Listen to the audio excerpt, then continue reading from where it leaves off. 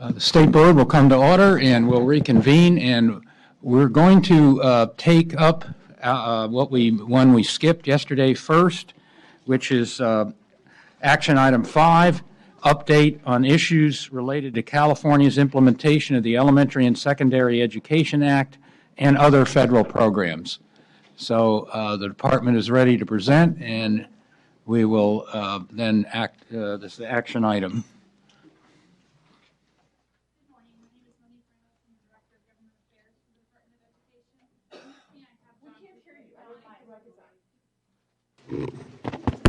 Hello. All right.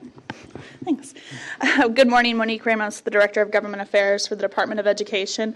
And with me I have John Hooper, our newest team member, who is our federal liaison, who just joined us last month. Just wanted to take a few moments to update you on ESEA reauthorization activities. There are currently two bills moving at the moment. One is a discussion draft authored by Senator Lamar Alexander, also being jointly efforted by Ranking Member Murray. They had introduced a discussion draft back in February and had asked for comments from states. Superintendent Torlakson and President Mike Hurst had actually produced a letter, which is attachment 1 in your agenda. And the letter specifically addresses kind of 5 major issues. Not to say that this is comprehensively everything that we support or disagree with moving forward, but to get the discussion going, really kind of 5 major issues that we had support for or concerns with. In addition, there is H.R. 5, being authored by John Klein, the chair of the House Committee on Education and Workforce. That appears to have stalled a little bit at this point. There was some concern surrounding some amendments. Particularly, he attempted to withdraw amendments about Title I portability. It appears that some conservative members of the House had concerns. So at the very moment we are right now, it has stalled, but it may pick up traction again. He is trying to pass that off the floor sometime this week. Excuse me. The timing of this is both houses are trying to get something into conference committee within the end of April in order to have a discussion and try to get somewhere, but we'll see if ESEA reauthorization actually occurs this time, although we're hopeful. Both bills are much more focused on state control, which is something I think everyone's very excited about. Both bills repeal the AYP, which is a major step for California, and it actually allows states to determine their own accountability systems, which is terrific. So we will watch and update you as we see things changing. And if there aren't any questions, we're actually going to pass the mic over to Carrick. Okay. Sorry. Board Member Burr. I just had a question about whether or not the markups include SES providers. Neither of them do, actually. Okay, thank you. More on that issue later. Go ahead. And I just had a question on a couple of the other items that are either in or not in. On the assessment schedule, is there a difference in the bills about the mandates for annual testing or grade span testing? So in the draft bill, which actually has not been introduced for Senator Alexander right now, there's option 1 and 2. Option 2 is essentially what we have today. Option 1 is a schedule of states. Pick how you want to do this. When they actually introduce the amendments, which is anticipated April 13th? April 13th, they will be picking one of those 2 options. The Klein bill is essentially what we have in law today. Okay. And then also I had questions about some of the funding mandates, like on the maintenance of effort and those requirements. I understand that there were some adjustments made on that or some amendments that were recommended. Those were repealed, essentially, and California didn't. The joint letter between the president and the superintendent did not speak to that specifically, but other advocacy groups have been weighing in about either adding that back in or keeping it out. What is this state's position on that? So I don't believe that this state has taken a position at this time. That's why I asked. Okay, yeah, I mean, we did not address it in the letter, so the state has not taken a position. Okay. Thank you. Superintendent. Thank you, Mr. President. Maybe you could comment a bit about how each bill has dealt with and the status now of the idea that a new paradigm of mandates can be created through the waiver process, and prohibiting the U.S. Department of Education from getting out there ahead of Congress, as they did, I think, in this last couple of years. So also in the sense of local control, both bills pretty significantly limit the Secretary of Education's authority to grant waivers, to essentially offer waivers, and then put conditions upon whether waivers can be altered or whether they essentially just have to be accepted or denied. So that goes much back to kind of the state control that both bills do have in it. Which is a good thing. Yes. And comments, in fact, were made supporting those provisions in the letter that the superintendent and president sent. Okay. Thank you. And then if there aren't any other questions, I'm going to invite Carrick up to have the discussion about. Good morning, Carrick Ashley, Interim Deputy Superintendent for District School and Innovation Branch. The second part of this item has to do with Attachment 2. This is a letter that we got from the U.S. Department of Education the day that we were posting the 10-day notice for this meeting, and so there was no opportunity other than to get it into the title and post it as an attachment. But this is a letter that we have been expecting to receive ever since in January when you took the action to update our accountability workbook. Former Chief Deputy Rich Seiger had a phone call with the U.S. Department of Education. He was notified that this letter was coming and that it would be providing some accountability relief to California and all states. And so we did not submit those accountability workbooks, waiting to see what this letter would say to us to see if we wanted to make any changes to the accountability workbook. I won't make you read the entire letter if you haven't done so already. It's actually kind of convoluted because it's addressed to all states. Some states, many states, most states have a flexibility waiver, and they're under a different set of circumstances than those states like California that does not have a flexibility waiver. But to get to the meat of the matter, if you will, on page 3 of attachment 2 in the letter, there's a section that is subtitled For States Without ESEA Flexibility. And there's one line midway through that paragraph, and I'll just read it for those that don't want to go there. A state requesting this waiver must, no later than March 31st, that's why we had to rush it to today, March 31st, provide the plan and timeline for publicly reporting AYP designations and the results of the assessments, including achievement against AMOs. When it says against AMOs, that means here are your scores, here's your AYP target, did you meet it or not, yes or no. So, as you might remember from our January meeting, going through our accountability workbook, we were very specific in that motion. You were very specific in that motion. If you remember, Member Rucker put me through my paces because we wanted to be very specific about what we were going to publicly report and what we weren't. And so we said very specifically in that meeting that we did not want to, since all schools virtually are going to fail because we're at 100% target and there's no safe harbor. There's no possibility of us comparing these scores to previous scores. We did not want to basically shame our schools to say that here are your results and all of you fail AYP. We're willing to put on our website, I think, participation rates and graduation rates and make those determinations. The assessment results, of course, will be on our website. We said they would on the assessment side of the website, not on our AYP reporting page. So I'm just here this morning to ask for approval for the superintendent and the state board president to sign a letter in response to this waiver. We do want to apply for it because it does allow our schools to freeze in place for AYP, or for program improvement. In other words, that's the only thing this letter really provides to us. If a school was in year 3 of program improvement, they stay in year 3 program improvement. They don't advance. Not much relief, but we should apply for it anyway. And I also would like to confirm whether if there is any reason why we would want to change the decisions that you made in January on that accountability workbook, and if not, we'll include that is still our plan, and reply to the U.S. Department of Ed by March 31st. Okay, it's pretty clear. Any board discussion? Not, I'd like a motion.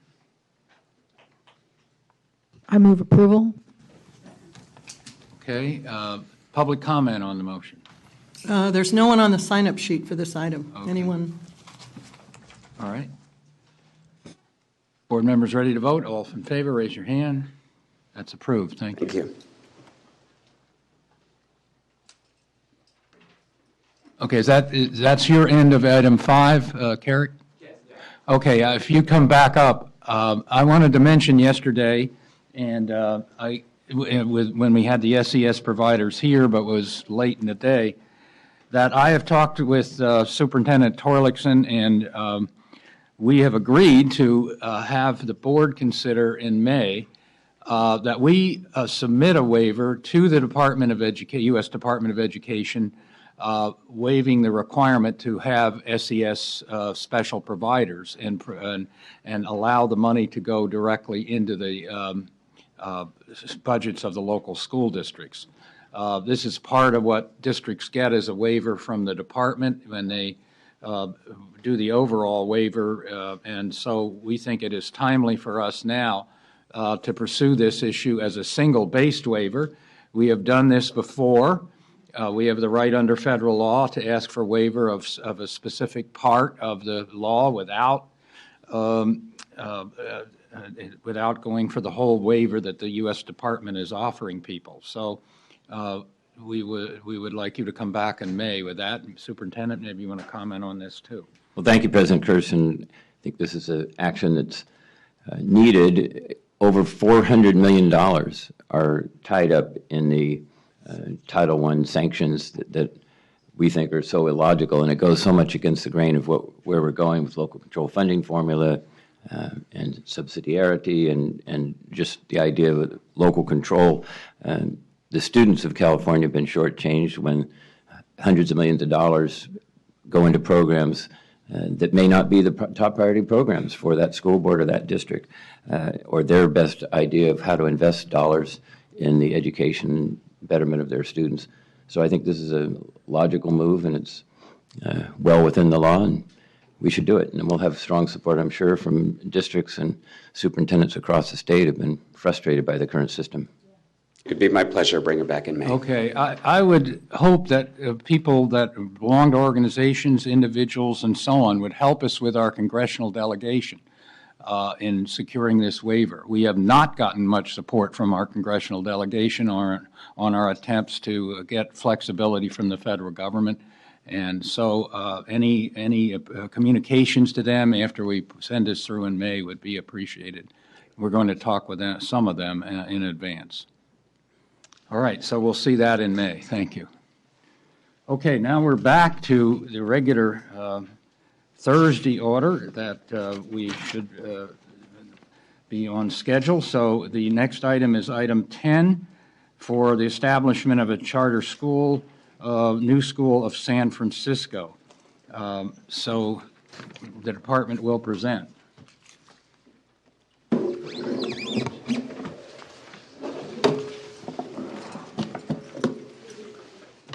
This is a public hearing.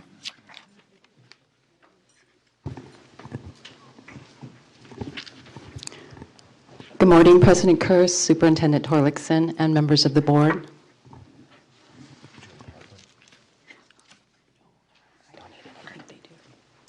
I'm Cindy Chan, the Interim Director of the Charter Schools Division with the California Department of Education. Item 10 is an appeal by the New School of San Francisco to establish a new charter school, which was denied by the San Francisco Unified School District on October 28, 2014. The San Francisco Unified School District Board of Education acts on behalf of the City and County of San Francisco. Pursuant to Education Code Section 47605J, petitioners for a charter school that have been denied at the local level may petition the State Board of Education for approval. The New School of San Francisco petitioners submitted an appeal to the State Board of Education on December 16, 2014.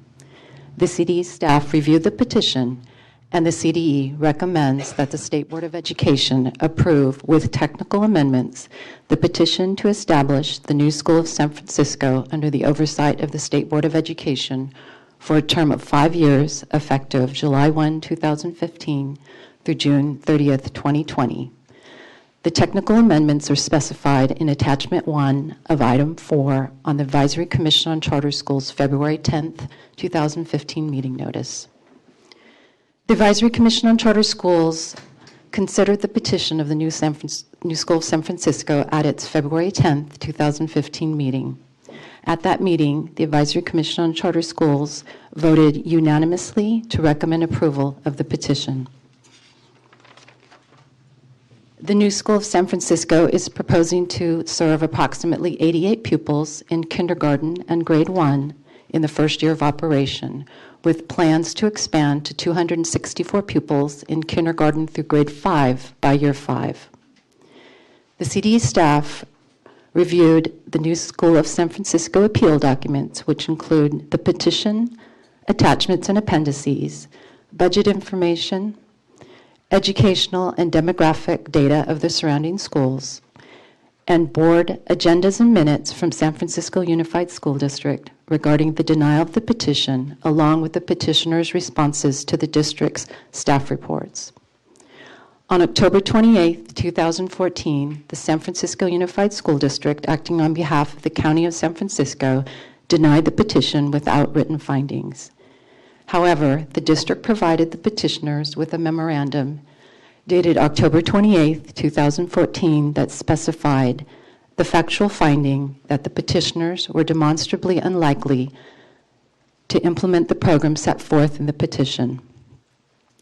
The memorandum also specified the following: that the charter petition outlined a kindergarten through grade 12 program. However, the educational information and budget information reflected a kindergarten through grade 5 program.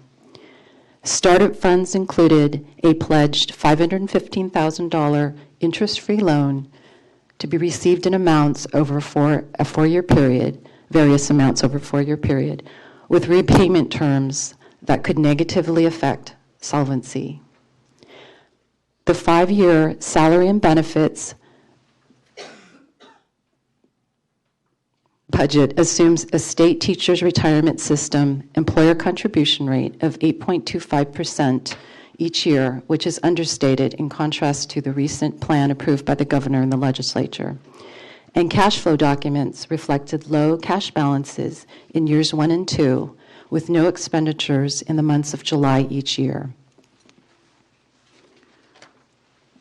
The CDE staff conducted a thorough analysis and does not concur with the district's finding. A summary of the CDE staff analysis, which is based on available information provided in the item, can be found on pages 4 and 5 of the item. The CDE staff review report provided in Attachment 1 of Item 4 on the Advisory Commission on Charter Schools February 10, 2015 meeting notice provides the full CDE analysis of the petition. The petitioners provided amending and clarifying information to the district to address their concerns. An amended budget was provided, which increased the STRS employer contribution rate and excluded the loan. The CDE staff finds that the concerns were thoroughly addressed in a review of the amended multi-year budget, which appears sustainable and fiscally viable. The CDE finds that with the proposed technical amendments, the petition provides a reasonable description of the proposed educational program and meets the requirements of a charter petition under Education Code Section 47605. Based on the CDE staff review, the petitioners are demonstrably likely to implement the program set forth in the petition. As such, the CDE recommends the State Board of Education approve the petition for the New School of San Francisco. CDE staff are available to answer any questions that you may have, and the petitioner, and I believe a representative from the district, is here to address the board as well. Okay, this is a public hearing, so if we have any technical questions of CDE at this point, you can ask them. Otherwise, I will convene the public hearing, and then we'll have a discussion afterwards.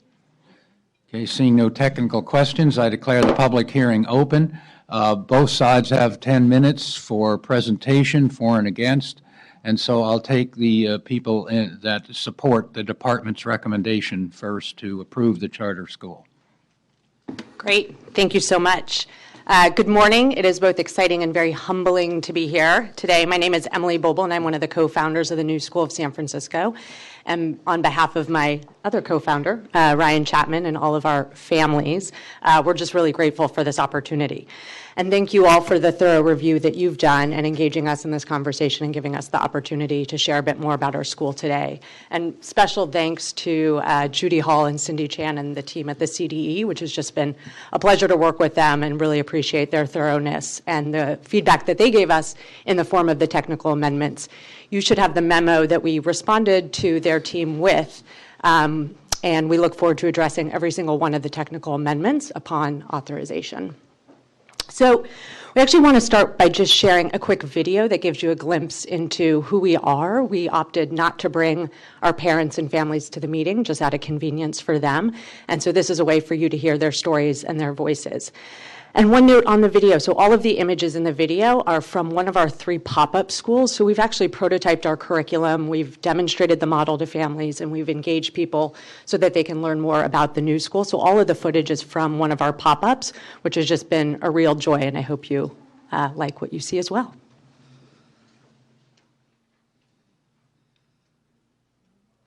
Hi. I don't have a video for you. Oh. Is it in here? This is just a part. Yeah. Oh, it there you links. go. And that should work. Great. All right. Thank you so much.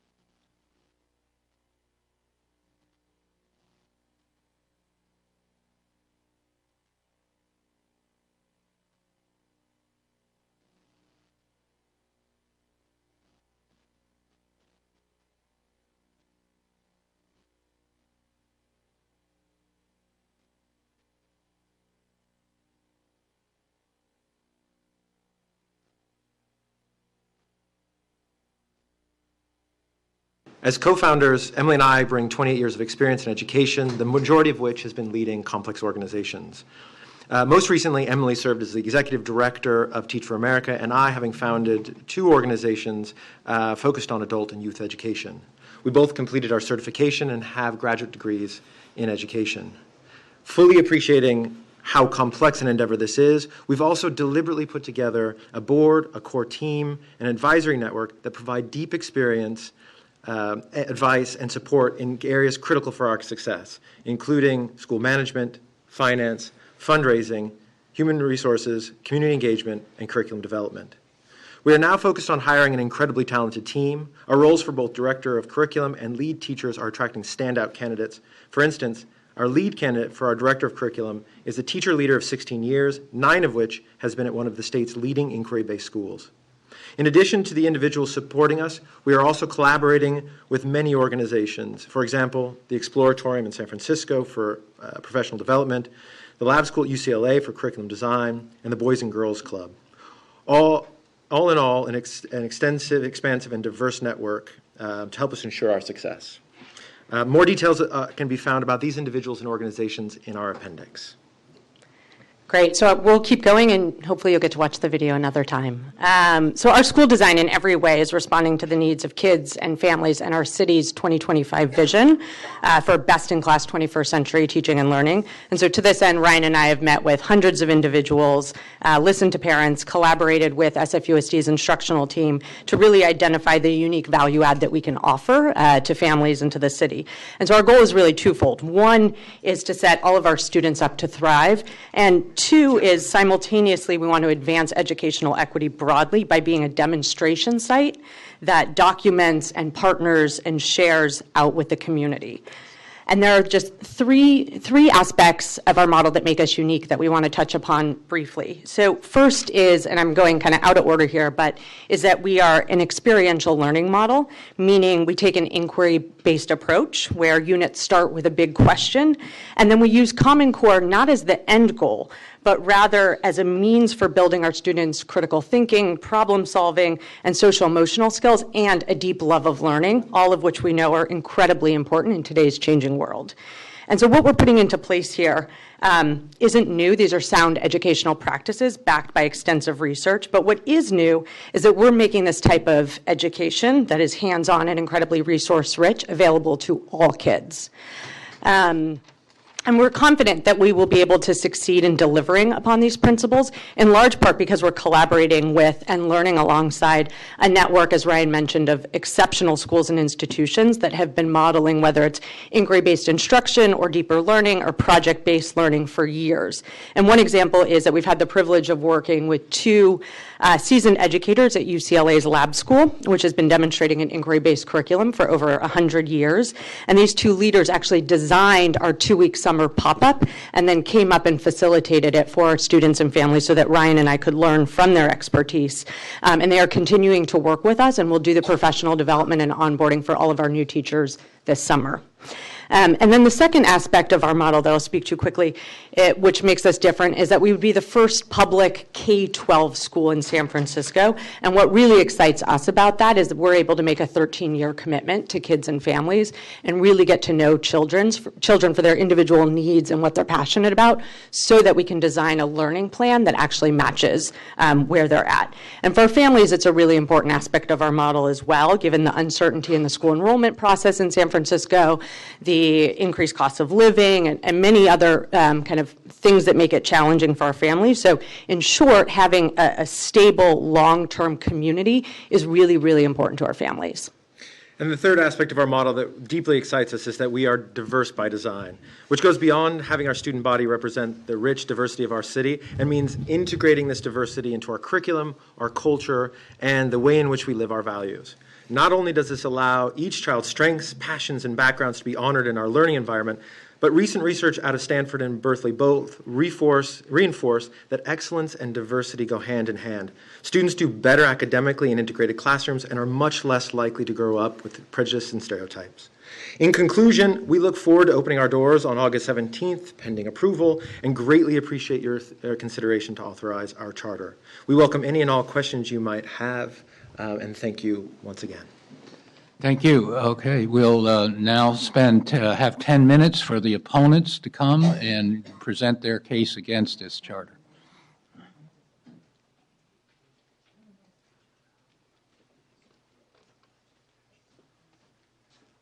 Good morning, President Kirsten, board members. My name is Michael Davis. I'm the Director of Policy, Planning, and Charter Schools with San Francisco Unified School District. Let me just first say I'm not really here to speak as an opponent of the CDE recommendation, but rather just to provide some context. It is true, as the CDE said, that the petitioners provided clarifying information regarding some of the concerns that had been raised in our review. And so we have no problem with that.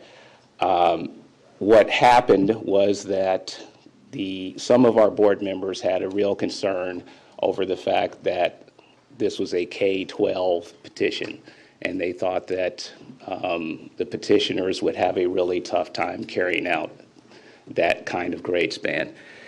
And so when it came down to the public hearing for approval, some of our members wanted to allow the petitioners to come back with an amended petition that would cover grades K through 5.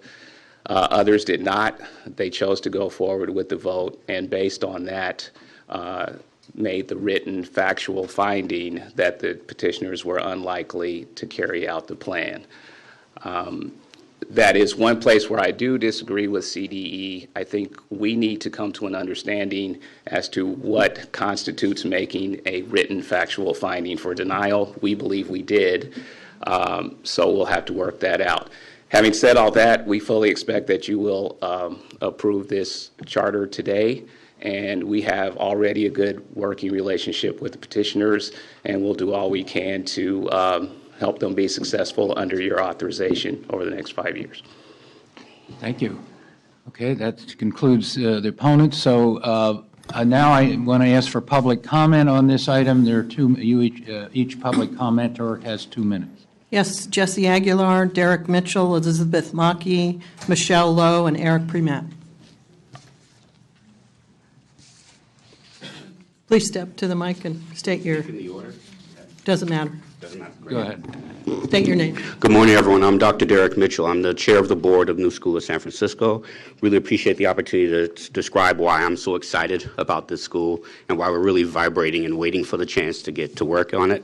Of course, San Francisco has schools that are project-based. They have schools that strive to balance, the population of students so that there's really great inclusion. There's also schools that look to identify, connect with the actual character of the city. But this particular school is special and has all those things and more. In my career, spanning 20 years, I've had the opportunity to work as a leader in Oakland Unified School District and in Prince George's County, Maryland. And in both those engagements, part of my job was reading through charter applications and sending forward to my board the ones that I thought could deliver for kids. And I did what I could on that front, but I never saw the charter proposal I was looking for in the hundreds that I've had the opportunity to review. I didn't see a school that respected, even indulged the unique brilliance of each and every child. I never saw a school that would staff to such low adult-student ratios that parents could be certain that their kid is known, appreciated, indulged, respected. I never saw a school that made learning absolutely tangible and timely in the way that we know that deep learning needs to be for kids to actually connect with it thoughtfully and for it to have long-term benefits for them. In short, I never saw a school that provided to families what the wealthiest families provide to their children. You have in your hands that particular school. New School of San Francisco is not only an exceptionally rich Common Core designed from the ground up school, the very first in our city, right, where you're not adding a curriculum on top of a history of something completely different. Sorry. Thank you very much for your time. I really appreciate the opportunity.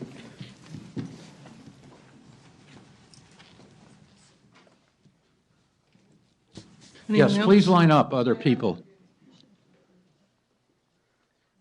Hello, I'm Elizabeth Mackey.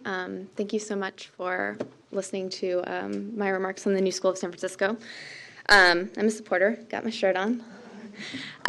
So I'm an early childhood educator. I've been working with young children in the San Francisco Bay Area for the past 7 years. I've worked in a variety of school settings, public and private, preschool, elementary school, and I've been particularly lucky to work in inclusive classrooms. And this model works, which is said in a variety of different ways in the petition and has been said by other people. But for me, what's particularly appealing about it is that I've taught inquiry in private schools and I've seen critical thinking and executive functions blossom for children. And I've taught equity in public schools and I've seen deep thinking from young children about identity and culture. But what's unique about this school is that it brings those elements together. It brings together inquiry and equity. It weaves together core academics, and most importantly for me, identity development. Who are you as a child? Who's your family? And who's your community? And then what's especially near and dear to my heart is it brings in some of the best practices from early childhood. It has a co-teaching model. It has explicit social emotional instruction, and it has a constructivist curriculum. What are children thinking about? What's important to them? And how can we nurture and foster their thinking through those avenues? As an educator who's taught in diverse school settings and is committed to equity, this is the school I've been waiting for. I was literally dreaming of it when I was teaching in West Contra Costa. It's a school where 21st century skills are blended with core academics, instruction in literacy, numeracy, and second language acquisition. It's a school that's built from the knowledge that difference is an asset. It's a school that intentionally and explicitly fosters identity development. And lastly, it's a school that I wish all of my students that I've had could go to. Thank you so much for your time.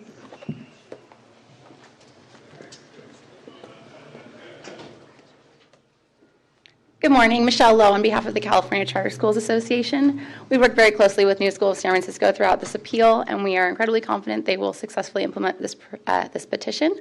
We would therefore ask that you follow the recommendations of your CDE and ACCS and and approve the petition today. Thank you.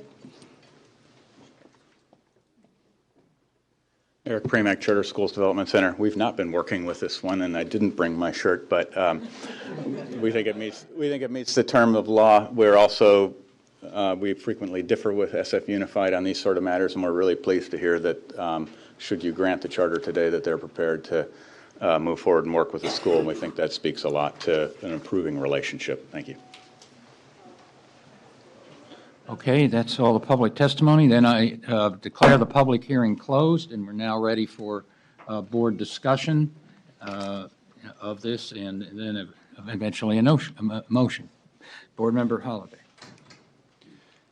So, first of all, thank you to Cindy and the department for your thorough evaluation of this petition and the appeal that came to us. The ACCS looked at this very carefully, and as you heard, they unanimously approved, recommended to us that we approve this. There's only one question that some people may have, and that is this issue about whether or not we are actually approving a charter for a K-12 school or a K-5 school. And the model that they present and their ultimate goal is to have a K-12 school. And yet, if we vote to approve this charter petition today, it's a 5-year agreement. And during those 5 years, the first K through 5 students will enter the school. As a result, it's kind of just semantics. We are today approving a charter, if we do, for a K-5 school. And 5 years from now, when they come back for renewal to the district or to us, at that point they will have been able to develop the curriculum and the extensive program needed for middle school and high school. So in essence, we are approving their petition, but in reality, we're approving a K-5 program at this point because of the next 5 years. I see your puzzled face.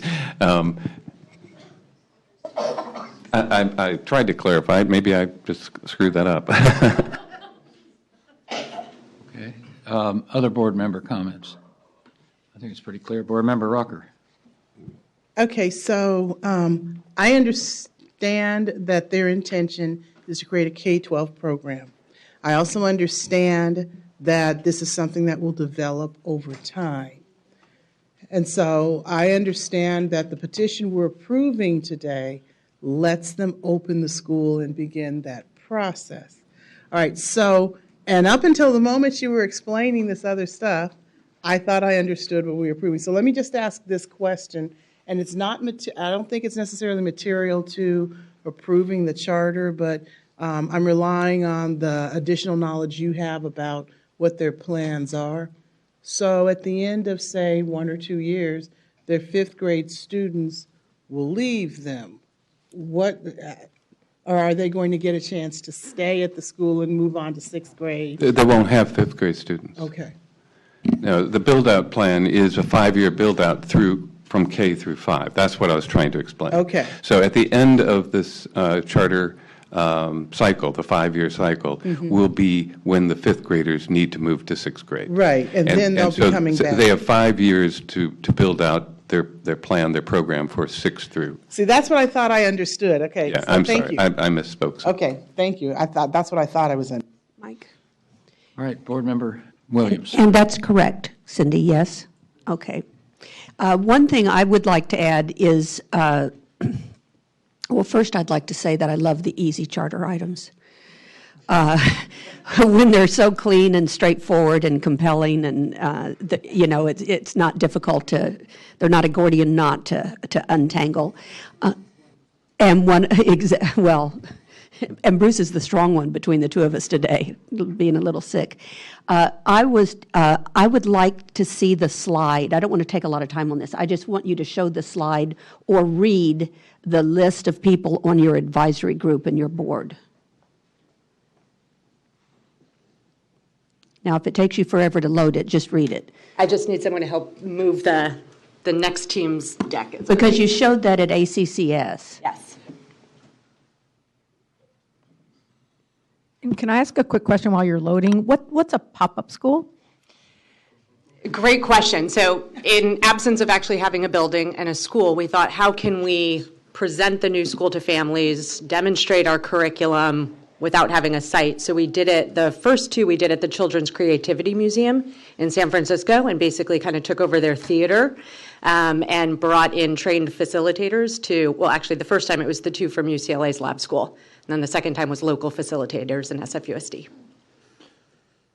Maybe you can just read your advisory group. Do you have a paper there to read it from? Oops. Go all the way back. Yep. Great. So There you go. our board of directors, you just heard from Yeah, you're going to have Dr. to read because that's pretty small. Go ahead. Yes, read? Just read it. Dr. Derek Mitchell on the board, Jaime Dominguez, head of school at Stewart Hall on our board, Aidan Bliss, CEO of the foundation at Blue Cross, or Blue Shield rather, Advisory Network, Bill Bose, who is the former board chair at the Exploratorium, Cheryl Davis, who's the executive director of Collective Impact in San Francisco, Jean Early, who does leadership and organizational development, Shanice Lazar, who's the head of outreach at UCLA's lab school, Jessica Lindell, who's the executive director of Glass Lab, the Institute for Play, Masharika Madison, who's the executive director of Parents for Public Schools in San Francisco, Mario Porter, who's a freelance designer, John Seff, who works for Apple University, and a number of these folks are also parents in the city. Gaver Toller, who's the founder of the Tinkering School and the founder of Brightworks San Francisco, and then Mara Wallace, who's a trustee at the Nueva School. And do I remember that you also had either on the board or an advisory network or some other name to it, other charter schools in California? Correct, yes. And here are the network of schools that we're working with. So it's UCLA's Lab School, Brightworks in San Francisco, the Nueva School, Citizens of the World in Los Angeles, Bricolage in New Orleans, Larchmont in Los Angeles, High Tech High Network in San Diego, and then the Expeditionary Learning Network. All right, thank you.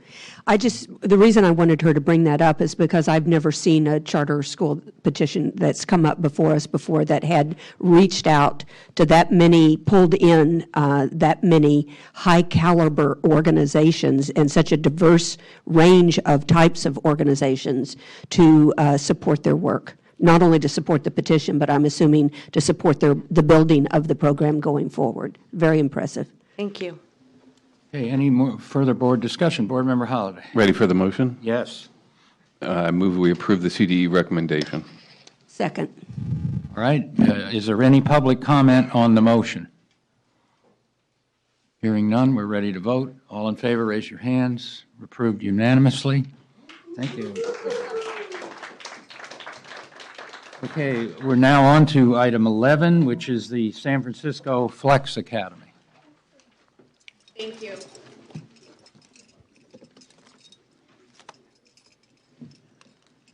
Okay, so this is one of our more difficult items, and kind of bear with me on this one. There are more criteria because it's a renewal, and so I'm going to go through areas of law, and my presentation will be a little bit longer than the one prior to this one. So item 11, again, this is Cindy Chan, Interim Director of the Charter Schools Division.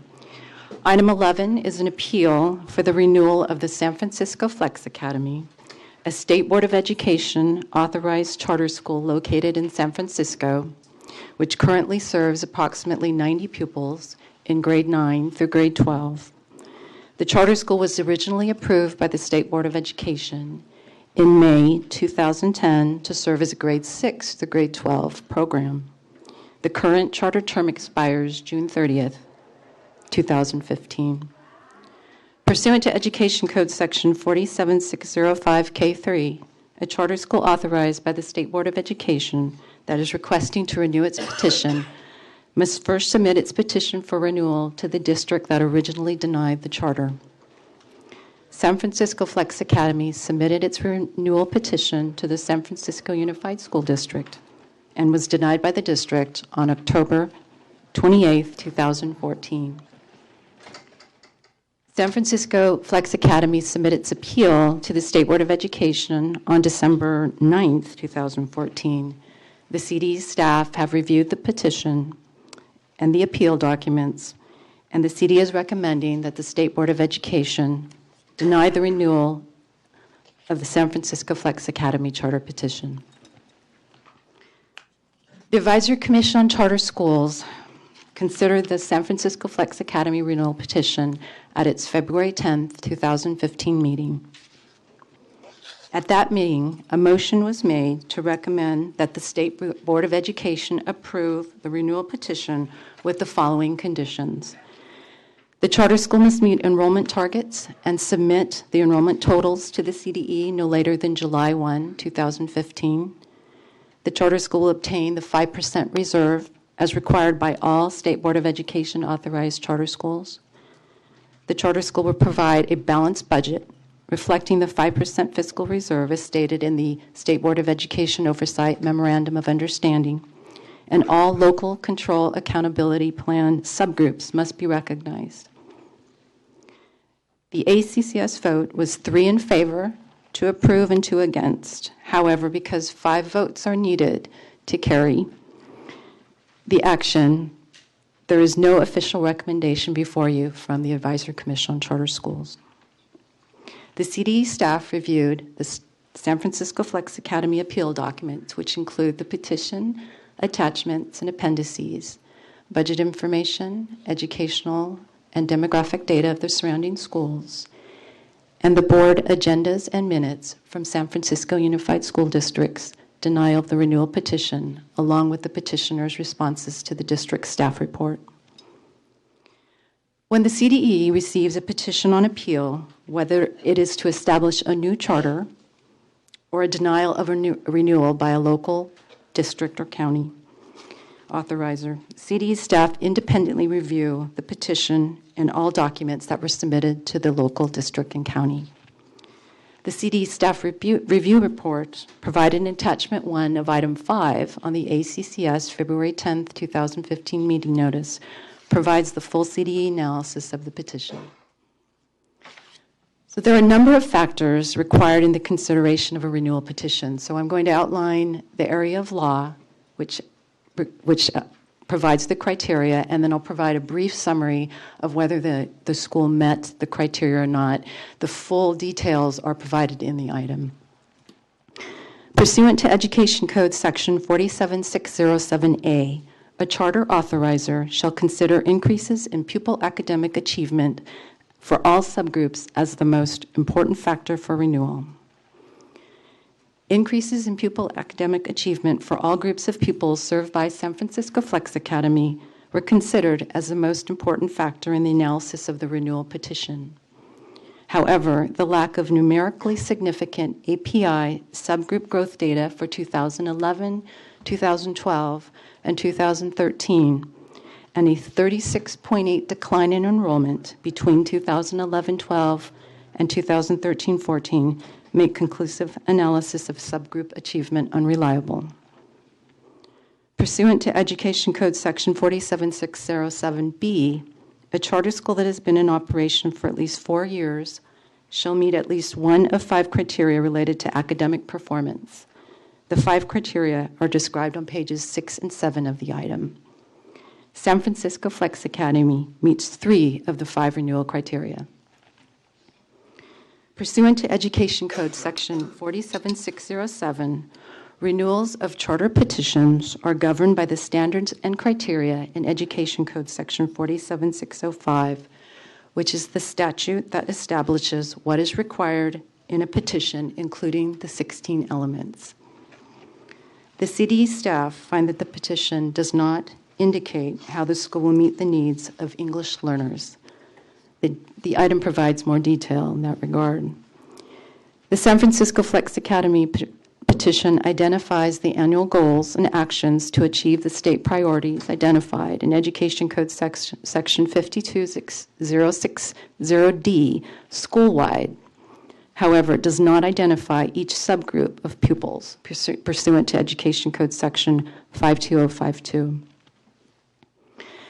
Pursuant to California Code of Regulations, Title V, Section 11967.5.1, the State Board of Education shall take other factors into consideration, including whether the petitioner has presented an unrealistic financial and operational plan for the proposed charter school. San Francisco Unified School District's denial of the renewal petition included the finding that the financial information presented by the petitioner does not indicate the likelihood of future success. Specifically, the 5-year financial plan presented by the petitioner projects expenditures that are in excess of revenues that are balanced by K-12 budget credits. The Charter Management Organization, K-12, provides services to the charter school and forgives the charges each year, allowing the school budget to zero out. And under AB 1200, the school should, for each fiscal year, have an ending balance sufficient to provide a reserve for economic uncertainties and should not project deficit spending for consecutive years. The financial information provides no indication of required ending fund balances and projects deficit spending for each year of operation. The CDE staff reviewed the financial information that was provided in the renewal petition submitted to San Francisco Unified School District and the appeal document submitted to the State Board of Education and concur with San Francisco Unified School District's finding. San Francisco Flex Academy contracts solely with K-12 for curriculum and administrative services. Since its beginning of operations in 2010-11, the charter school has had a zero ending fund balance with no reserves. The charter school's budget has been balanced each year because K-12 reduces the cost of their services in the form of budget credits that are sufficient enough to zero out any accumulated deficits. By the end of its term this fiscal year, the charter school have accumulated approximately $6.6 million in credit liabilities. Additionally, San Francisco Flex Academy has not met the enrollment of grade levels specified in its original petition. The plan was that the school would grow to 550 high school pupils, adding 300 pupils to support a grade 6 through grade 8 program. The charter school has shown a decline in enrollment in the last 4 years from 190 pupils in 2011-12 to 92 pupils in the current school year, which is 83% below its original target. Furthermore, San Francisco Flex Academy acquired a Proposition 39 facility for San Francisco Unified School District for the current year with a significantly lower cost. However, the charter school's current enrollment and average daily attendance do not meet the minimum required number of in-district ADA to be eligible for a Proposition 39 facility for the 2015-16 school year. So the information in the item reflects the CDE staff review of the information that was provided in the appeal documents that was submitted to the State Board of Education on December 9th. However, the charter schools provided additional documentation, which you have, I believe, in front of you. This information was provided just a few days prior to the February 10th, 2015 ACCS meeting, and the petitioners provided additional information on the day of the meeting, which included a revised profit and loss statement. Additional information was submitted to the State Board of Education, again this past week, reflecting a revised profit and loss statement, which you will find identified as a budget. The CD staff note that the recent financial information provided does not include all budget assumptions, does not include a written summary of the significant changes in the budget from its original one submitted in the renewal petition, nor does it include a multi-year statement of cash flow. The CD staff reviewed the most recent information provided by San Francisco Flex Academy and note the following 4 concerns.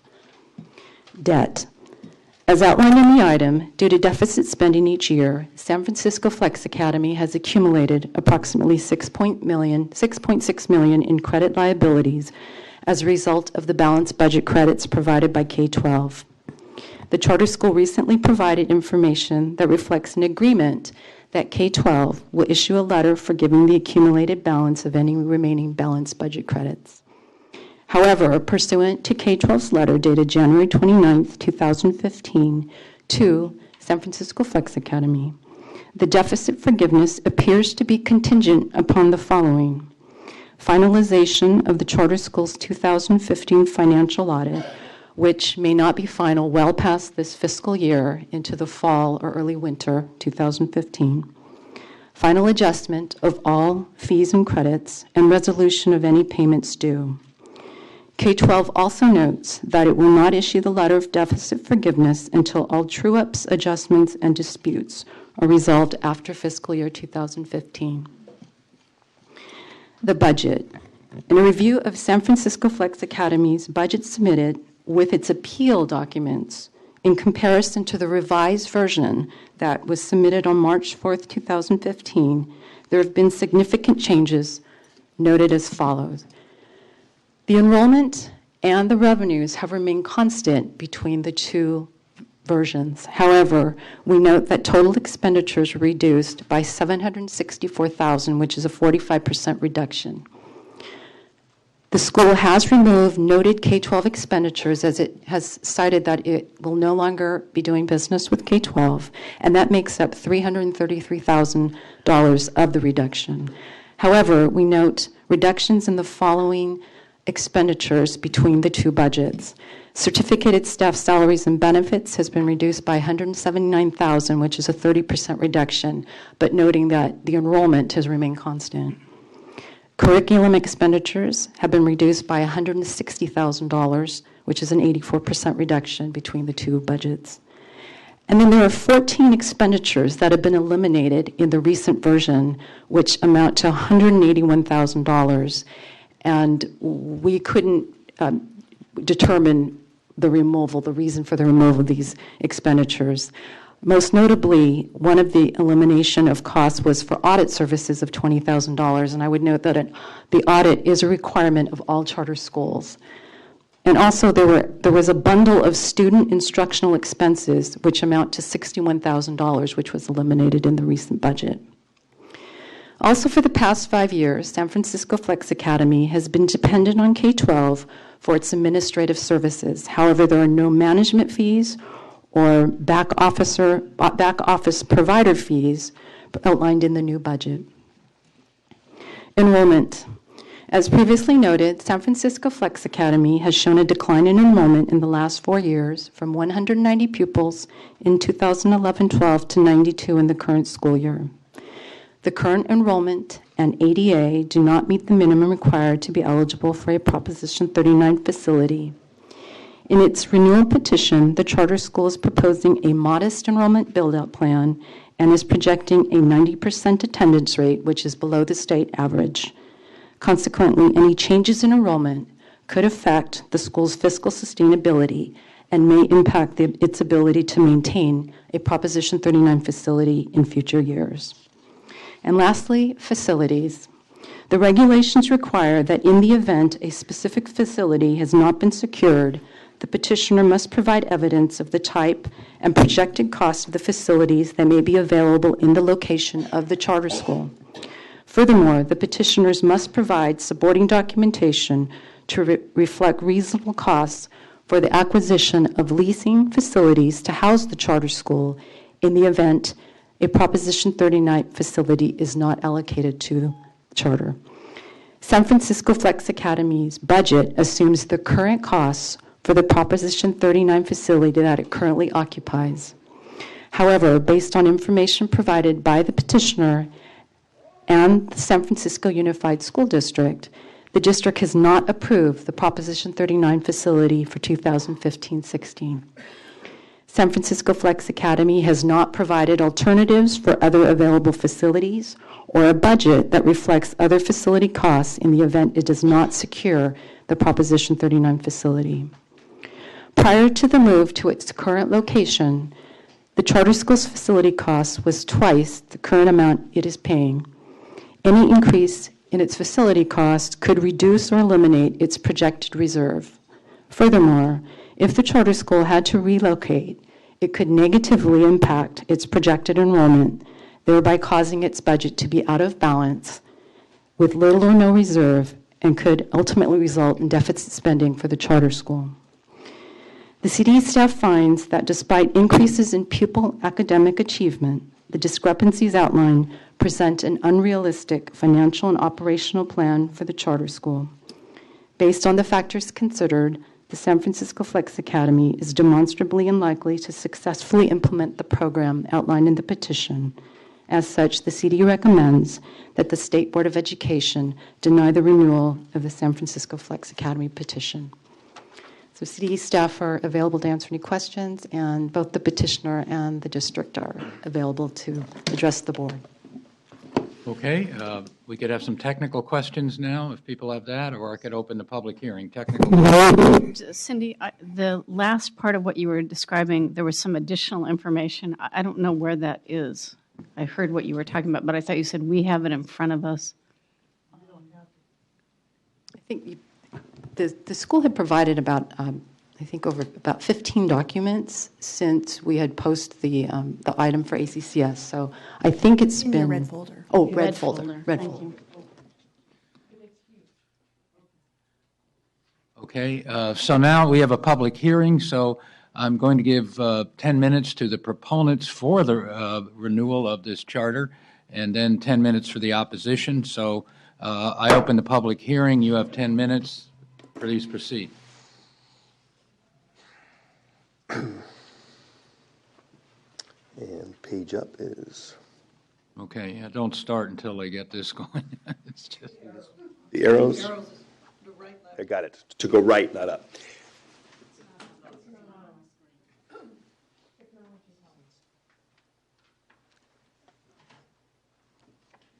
You got a screen?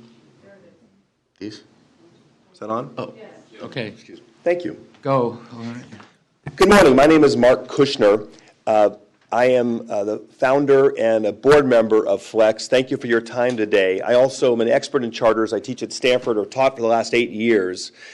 And I also was the founding chair of the State Charter Commission before I think all of you were on the board from 2001 to 2011. So I understand the issues.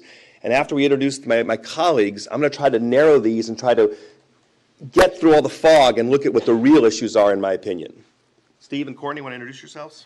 Hello, I'm Steve Henderson. I'm the principal of San Francisco Flex Academy. I have 16 years as a teacher and a school leader. I'm a former United States Marine and also a graduate of the Harvard School Leadership Program for urban charter schools. Hi, my name is Courtney Alston. I am the Enrollment and Outreach Director. I'm a former Teach for America alum where I served in an underserved community, and I'm continuing that work with San Francisco Flex Academy. Thank you. So there's a lot to talk about, and it's hard to do it in the couple minutes we have. I'm just going to try to narrow the issues and then let Steve and Courtney hit the rest of them. So, and pardon the numbering on this slide, I see there's some, it should be 1, 2, 3, 4. I can't add it. So first of all, despite there's growth to be needed, but academics are clear in the CD report and the commission that voted a majority to recommend it, that there's still work to be done, but the school has met the threshold. Academics are not an issue, and in fact, in the last state test, the school had 4 times the growth of any public school in San Francisco and was the largest growth of anyone in the Bay Area. So the academics are on the way up. Second issue, and by the way, I want to compliment and thank Ms. Chan's staff and Judy Hall and I have been very responsive. I don't agree with their recommendation. We'll explain why, but they've been very cordial, very responsible, and professional. I want to just give them credit for that, although I respectfully disagree with their conclusion. There's lots of technical changes. There are no subgroups in the school, so they don't list some of the subgroups. All of those we've accepted at the commission and since then. And if you have questions, we're happy to go into detail, but I'm not going to take the time now. I'm going to try to get to really where the rubber hits the road. The third issue are the financial issues. And frankly, I just don't understand this. They were resolved at the commission. There are no debt. There is no debt from to K-12. Their letter was somewhat ambiguous, but K-12 at the commission and is here today can say categorically there is no debt. And if you want to go into more depth, I can explain kind of the history of that. K-12 is no longer managing the school next year. There's no management fees. It's going to be a regular school with, there's a business officer, there's administrative staff. Those hundreds of thousands of dollars of costs that K-12 waived was a sweet deal for the school and the board. The school shouldn't be punished for convincing a major New York Stock Exchange company to subsidize a school as a beta tester. Clayton Christensen, Michael Horn said at Stanford, this is the school of the future. This is one of the main blended models in the country, actually named after this school, the Flex model. That's what schools are opening nationally. So debt is not an issue, and we can document that, and there's a K-12 representative here to underline that if you need it. I just don't understand why it's still an issue. The balanced budget. We have copies to provide you if you don't have the red folders handy, but it is balanced, and it has the 5% reserve. CDE is correct. We cut out $500,000 in K-12 curriculum costs. They're waiving curriculum for the future, and we have curriculum, like all the other charter schools in the state. She is correct. We have reduced staff. We were staffed for 200 students, and we've cut it down to appropriate staffing. All the ratios are at the bottom.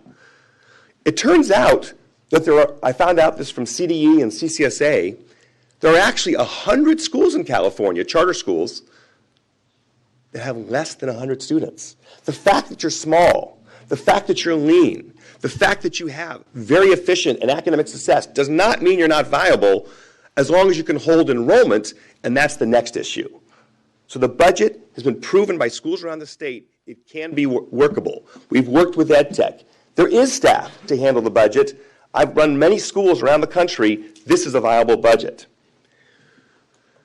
Finally, enrollment and viability. That's what Steve and Courtney are going to talk about. There's very explainable dips that they'll talk about. The school's on the rebound, and they're going to explain that.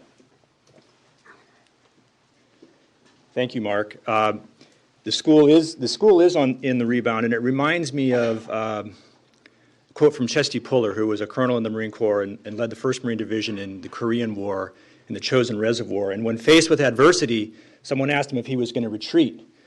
And Colonel Puller said, "Retreat? No, we're just going to advance in a new direction." And that's what's before San Francisco Flex Academy, is a chance to advance in a new direction with the reauthorization here today. So we have all the pieces in place, starting with the leadership. We have an energetic and strong board. Among the board members, Catherine Wolcott of West Ed, a senior partner from one of the major law firms in San Francisco, CFO of Blue Shield, and also Carlota Del Portillo, who is in the audience today, and was a dean and administrator of San Francisco City College with over 30 years, and a former president of the San Francisco Unified School District Board of Education. Then there's me, as the principal. I have 16 years of experience, and I'm deeply committed to leading a successful urban charter school. My personal mission is to create and lead effective schools that close skill gaps for underrepresented students in California. I can tell you that the academics of this school are strong. It is an innovative and pioneering model, as Mark said. The Flex model of blended learning was named for this school. But it's more than academics. The culture is important. To me, it's the most important thing is school culture. My experience as a U.S. Marine, as well as my education in the school leadership program at Harvard, keeps my focus as a school leader on culture. It is through culture that all academic success can come. The culture of this school is strong, It is a safe and nurturing place where all students belong. It is a small but powerful learning community, driven by a set of core values and a culture of support and acceptance of each student. I want to acknowledge the students and the families who have gotten up early this morning in San Francisco to demonstrate their commitment and passion for this small and powerful learning community. If San Francisco Flex Academy, if you could please stand. Thanks for coming. As Mark said, we have a balanced and workable budget, and we have had enrollment dips. The enrollment dips are not reflective of the school program. We had 2 dips. The first one was an incorrect reportage in the San Francisco Chronicle, an article that the school was closing, and that significantly hampered recruitment of our freshman class 2 years ago. When we moved to Hunters Point Bayview, we lost 42 students, but we enrolled 44 more in our new home. In the summer and fall, as we moved into Hunters Point Bayview, we began putting down roots in the community, and now we're beginning to see those green shoots. If you could go to the next slide. Many of the organizations and people we've come to know in Bayview asked us what they could do to support us in our effort to renew the charter, and we submitted letters of support from many of these organizations to CDE and the Commission. And I want to highlight a couple of these quotes here. The first one is from B Magic, which stands for Bayview's Hunters Point Mobilization for Adolescent Growth in Our Community. It's a collaborative umbrella organization for neighborhood nonprofits with a mission to coordinate the network of support for young people in Hunters Point Bayview. Also the YMCA. And both these organizations and others in Hunters Point Bayview recognize that San Francisco Flex Academy is now part of a web of organizations that serves teens in this neighborhood and all the neighborhoods of San Francisco. These organizations and many more like them represent the roots we have put down in our new home. And now Courtney will show you how these partnerships are helping us to create the green shoots, building enrollment right now and for next year. Thanks, Steve. So looking at enrollment for this year, our numbers have actually increased since the last time we spoke last month. So we've increased by 7 students mid-year, which is quite unique. And moving forward for next year. So we have a goal of 115 students. As you can clearly see where we are right now, we are exceeding that goal. So not only are we meeting, we're exceeding. And we still have 6 months left to go. So what are we doing in order to make sure we meet this goal? What are we doing to make sure we engage families? We've planned various events where we'll be attending fairs and festivals for anywhere from 200 to 50,000 students. Yeah. Thank you. And so we'll be on the ground pushing enrollment continuously. Thank you so much for your time. Thank you. We know there may be questions. We're available if you have any. Thank you. We will get back to if we need to. Okay, now for the opponents, 10 minutes. So these are people supporting the CDE recommendation.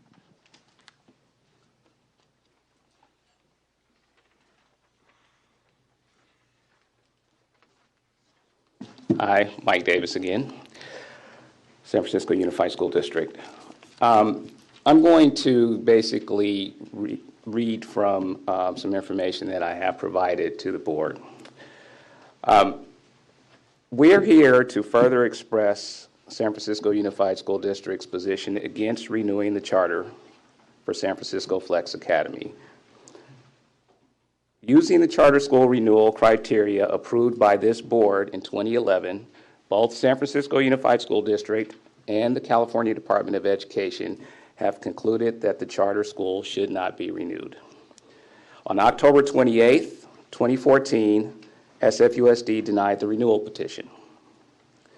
The district on December 12, 2014, provided CDE with the record of its review of the petition, a memorandum detailing factual findings for denial, and the minutes of the public hearing in which the district board voted to deny.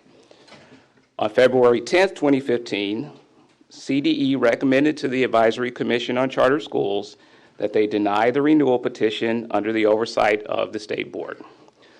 Although there is no official recommendation from the ACCS, some members of that commission had considered recommending approval of the petition under conditions that the charter school, in our opinion, can't possibly meet, and the CDE can't really possibly verify.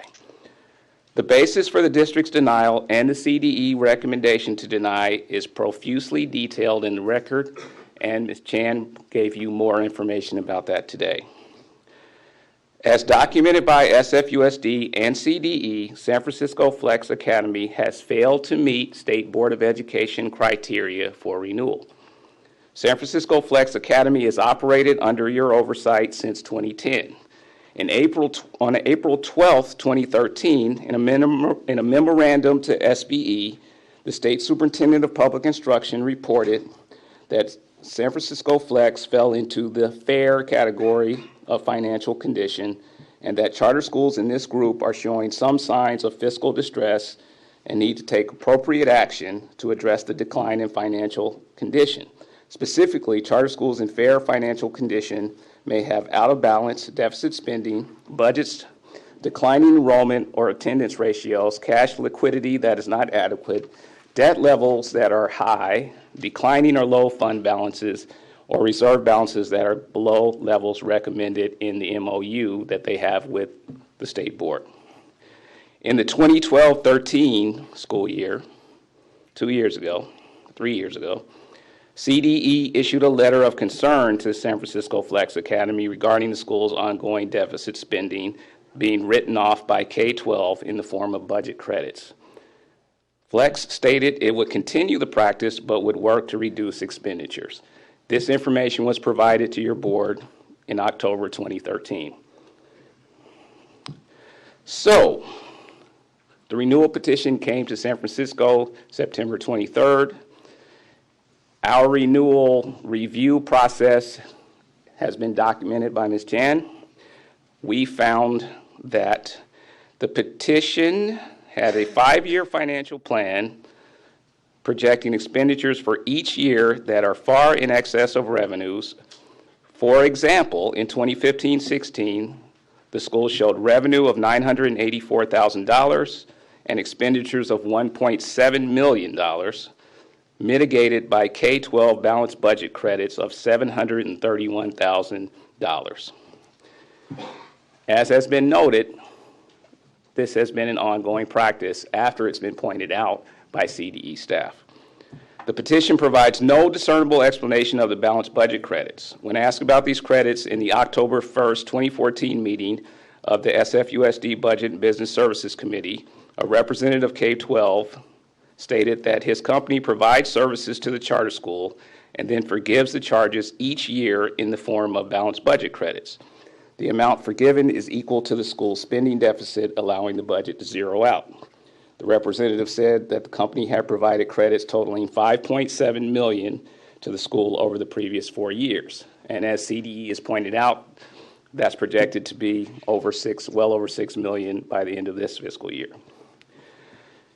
San Francisco Flex not only failed to fix its financial practices in response to CDE's 2012-13 letter of concern, the school presented plans to continue these practices through fiscal 2019-20. The school continued to deficit spend and provide no reserves and presented plans to do so for the next 5 years. The petitioner provided no information to substantiate the cost basis for these large expenditures for goods and services that are forgiven by K-12.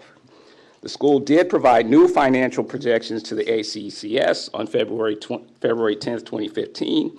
They were not shared with SFUSD, and reported to ACCS that going forward they would be contracting with a spinoff of K-12. In addition, the school presented enrollment projections that both SFUSD and CDE found unsustainable based on the school's past performance. I would also add, as CDE has pointed out, that these declining enrollments did not just occur within the last 2 years. So, having said all that, what we believe has not been highlighted enough is the precedent that will be set if SBE endorses Flex's financial practices and performance in contradiction to the MOU, in contradiction to the SBE renewal criteria, and in contradiction to the CDE recommendation. We urge you in the strongest possible terms to adopt the CDE recommendation. Okay, thank you. We're now ready for 2-minute presentations by members of the public who wish to speak to this issue. Please call the sign-up sheet. Okay, we have. Oh, you have to close the hearing first? Okay, declare the public hearing closed. All right, there are 20 speakers. Please line up and step to the podium. Sheila Whitley, Lisa Lukeman, Isaac Carter, Jada Rose, Kamoth Montague, Azag Parker, Lauren Peraldi, and Camaria Chambers. Sheila Whitley, I'm here representing CTA. We agree completely with the California Department of Ed recommendation and encourage you to follow their recommendation and deny this proposal. Thank you.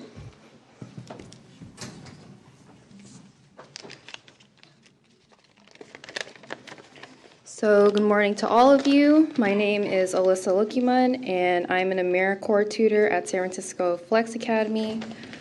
We understand that your plates are full today, so we will try our best to keep our comments brief.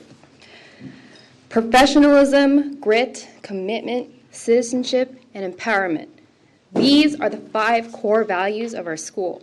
Every day we ask our students to exemplify these values through their actions, whether it's committing to finishing a large assignment or empowering themselves to be better citizens. I'm not going to stand up here and tell you that my experience is everything I hoped it would be. That would be a lie. So what I can tell you is that it has been everything I hoped it would be and more. More in the sense that I wasn't ready to become such an integral part of our students' lives. To stay up at night worrying about them, to gain their trust and have them confide in me when they were going through a personal struggle. To feel such a fierce sense of pride when they got an A on something they worked so hard on. To come home every day and feel completely exhausted.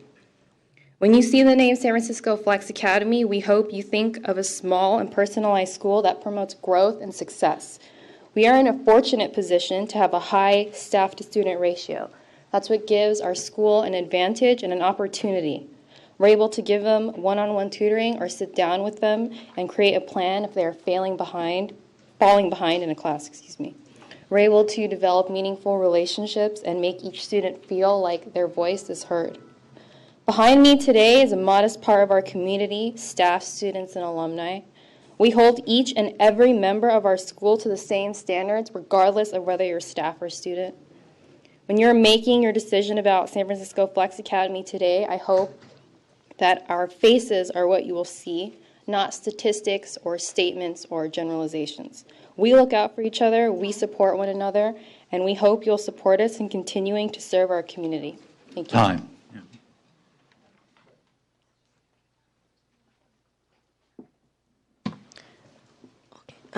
Hi, my name is Jada Rose, and I am a freshman at San Francisco Flex Academy. Coming from a big middle school, I have been bullied, had very few friends, and had to deal with insecurity issues. By coming to Flex, I have not been bullied this school year and haven't had many problems. As the youngest student at Flex, I look up to the older students and notice that with our 5 core values, we hold our school together. Flex has helped me with my grades and my learning style and has helped me get to honor roll. I don't have to adapt my personality or change who I am to fit in with others. I want to spend all 4 of my high school years at Flex Academy. Hello, my name is Kamal Montague, and I am a sophomore at San Francisco Flex Academy. And this is my first semester at this school, and I just wanted to talk about how it changed me so far. My first school was Lowell, and I feel that I'm a very sensitive kid. So, like, every time I would come to school, Lowell was massive. There's 2,000 kids. So I would always walk in the hall and see 300 people walking by me, and that was very distressful. And coming to Flex, it changed me. It changed me by releasing that stress, and it changed me physically. I got thinner. I lost a lot of weight. Changed me emotionally. How I thought of schools, and just changed my general view of schools. And yes, we may be a small school, but I feel that we're a family, and the smaller that we are, the stronger that we are. And the fact that we're small just means we will stick together in stressful events, and I feel that me being part of this school makes me want to be one with this school, and makes me feel like I want to help the teachers. I remember Courtney Austin asking me to lead my first tour of this school, and that was probably... Sorry, time. Yeah, just a few more words. I remember me being happy to oblige to that tour. Please consider renewing the charter. Thank you.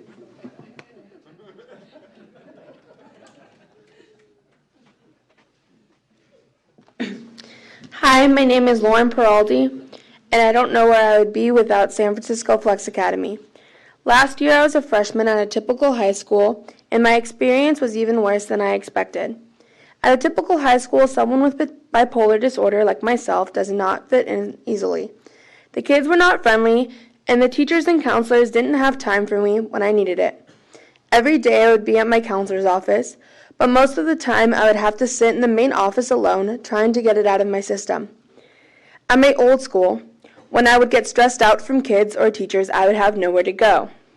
At San Francisco Flex Academy, I can talk to my teachers whenever, and I can expect solid advice. Not only can I get advice from teachers, but on Mondays, I have a meeting with one of the staff to make sure I'm sticking to my goals and I am doing well emotionally. I have the freedom to talk about what I think should be done. I couldn't get that kind of support from a typical high school, no matter how hard they tried to give it to me. They just don't have the time. The other big thing that you notice as a student at Flex is that everyone is different, yet they all accept each other. You might not usually hang out with a specific group, but you can always choose to be involved. At other schools, people are very judgmental and create cliques, but at Flex, all students have one thing in common. It's that everyone chooses to go, either because they didn't fit in at a typical school or it couldn't fit their needs. And because of this, the student body has put in work to make sure that the school is how they want it. They have made it a safe space for everyone. Something that I have heard every teacher talk about, but I have only seen with my eyes at Flex. Thank you for your time. Good morning. My name is Kamaria Shandoa, and I'm a senior at Flex Academy. I've attended the school for the past 4 years, and it has been a life-changing experience. During the course of this 4 years, I've learned to adapt to a school that is smaller in size, yet large in its ability to provide a sufficient and excellent standard of education. We as a school are also large at heart. The students and staff glue together like family. The closing of this charter will be a detrimental and devastating blow to the students who learn better in a downsized environment. In my personal experience in past schools, due to overwhelming student population to teacher ratio, many of my needs were unintentionally yet obviously neglected. However, at Flex, the class size is smaller, ensuring that each individual receives the proper one-on-one attention they may need to achieve academic excellence. So today I ask you to not deny the petition and keep our school open to conserve the long-living legacy that our school is capable to leave. Thank you.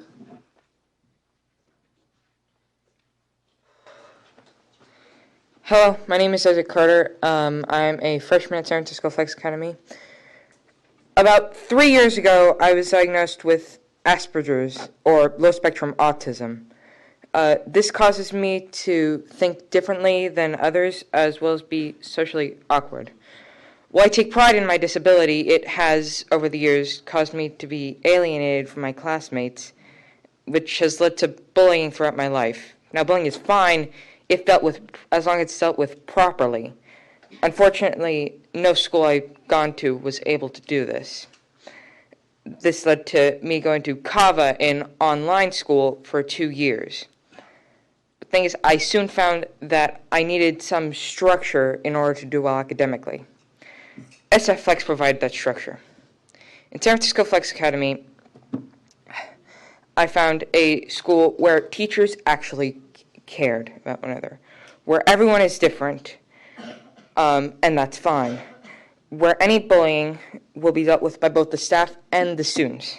In short, I found a place where I can be me and everyone else can be themselves as well. Thank you for your time.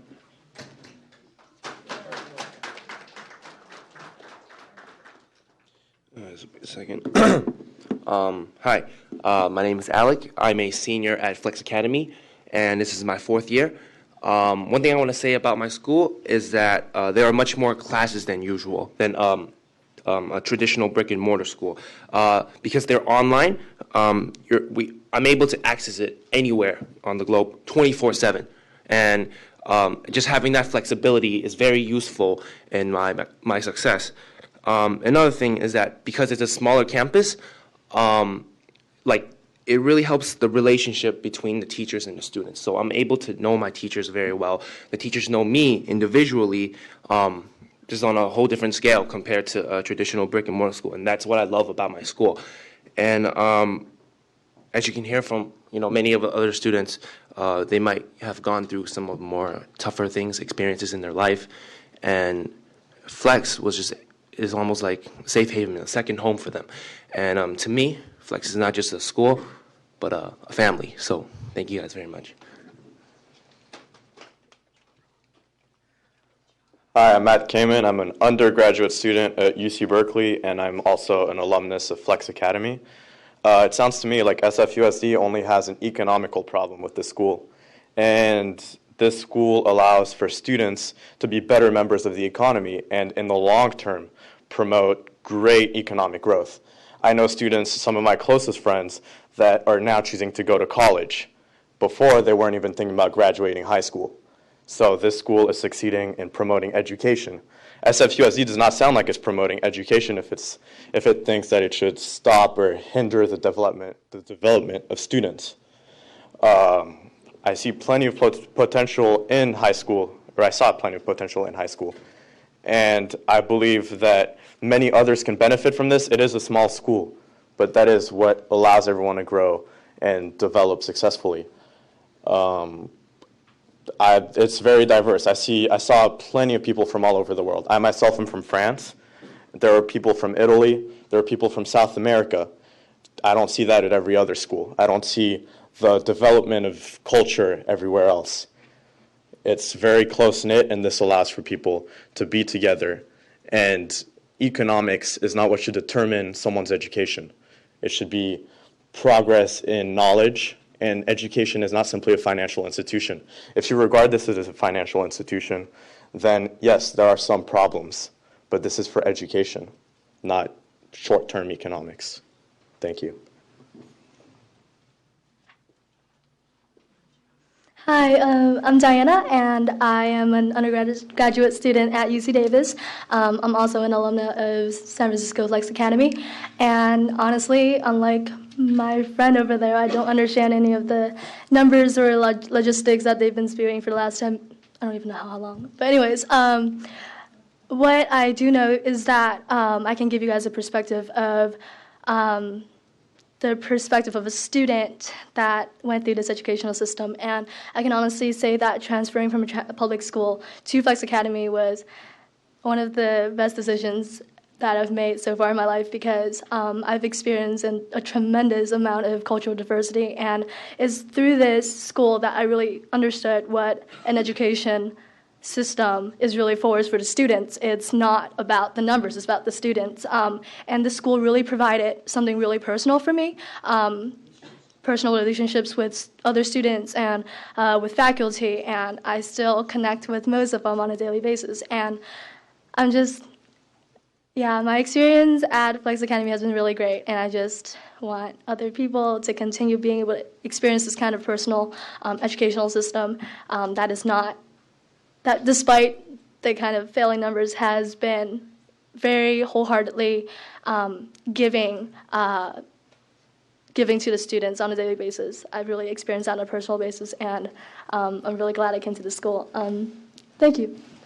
I'd like to call the remainder of the speakers, Samuel Gandhi, Cole Fellers, Russ Green-Bannock, Natalie Ravda, Rick Caracas, Carlotta Del Portillo, Janelle Rulli, Michelle Lowe, and Eric Premack.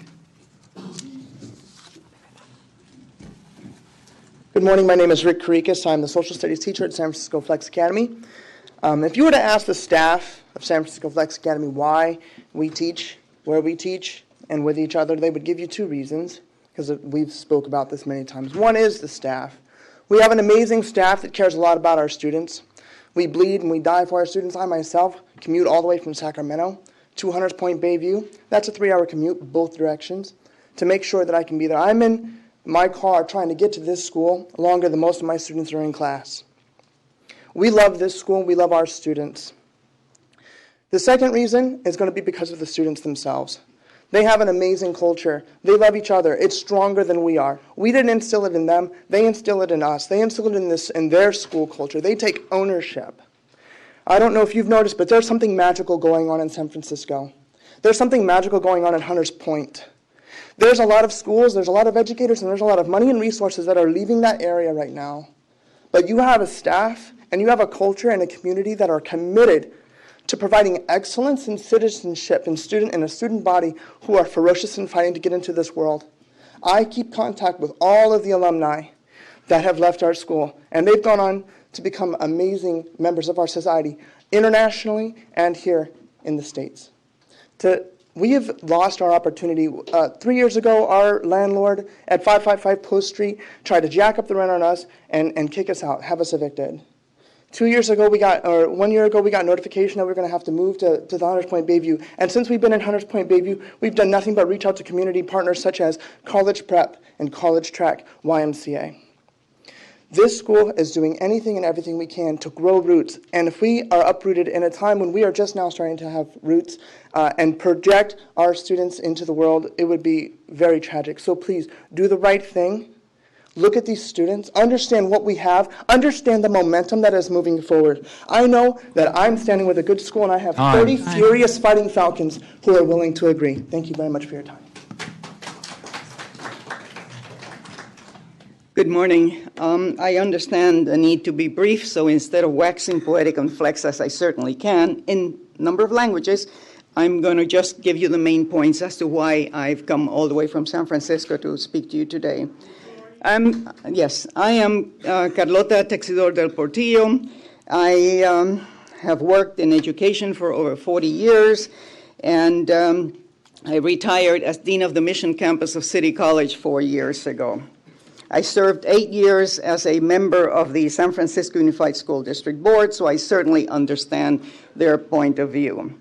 I serve on the San Francisco Flex Academy because of my interest in educating children. In my community, there's nothing more important than education. San Francisco Flex is a good school in the Bayview Hunters Point district of San Francisco where parents get involved and a neighborhood that deserves a good school. It is an integrated school that serves the needs of many of our underserved students. Flex is successful because it has a blended model and children can actually graduate. I see them, I attend those graduations. They can go on further with their education. I don't have to tell you that educating kids is the basics for a good democracy. This is a school where teachers actually know their students. I'm going to say it again. Teachers actually know their students personally. I mean, that's a new one.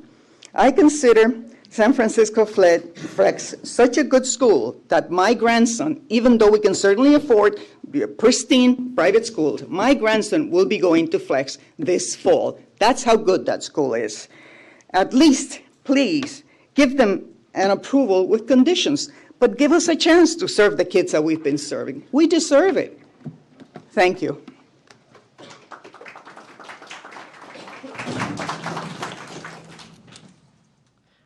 Hey, I'm Cole Fellers. I'm a sophomore at Flex Academy.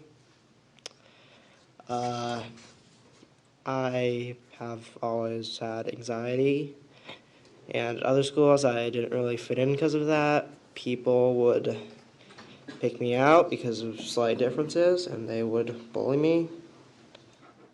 And at Flex, it isn't really like that because there are 90 people, and it's pretty easy to understand each other when you aren't lost in a sea of kids. And I remember last year, we went on, well, as a class, I went on a Europe trip with my teacher, and I made some very good friends there. Then the school moved, and not a single person from that trip came back. I don't think I can go for that again. So I would very much hope you consider renewing our charter. Thank you.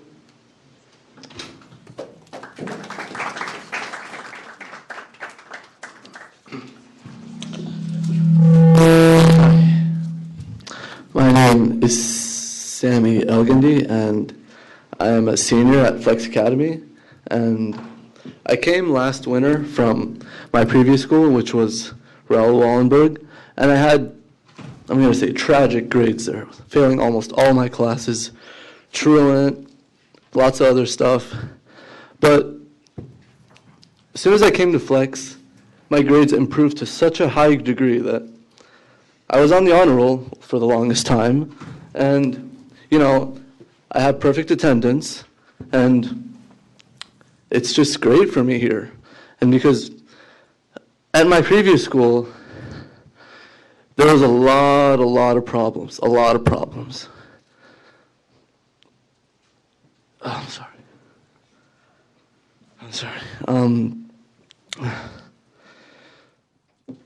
I'm sorry.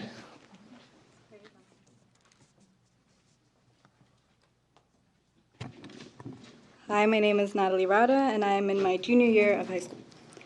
I switched to San Francisco Flex Academy in the middle of my sophomore year.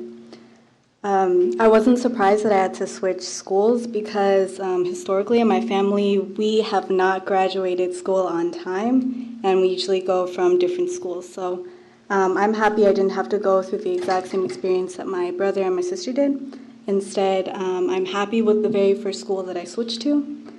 At my previous school, it was a lot bigger, and what I felt was that my grades would just, like my grade work, all my paperwork and stuff would just be skimmed over, and I would see it on the desk. I would see my teacher just look at it and then put it down and then set it aside. I didn't like that. I didn't feel in control of my grades, and so I ended up skipping a good portion of the year. Here, I like that I can see my grades every single day. I can see my percentage and what assignments I'm missing. And I have the choice to either work on the weekend or after school. Here, this is the first place that I can say that I've built an actual community. I talk to my staff and the students here. I think it would be the biggest disappointment for me to have to switch right before senior year because this is the school that I want to graduate to. Here, I can say that I'm going to be the first person in my family graduating on time. And I can say that I'm going to go to college and that I'm not scared because I've talked to everyone here and they've really supported me in figuring everything out in terms of higher education. Thank you.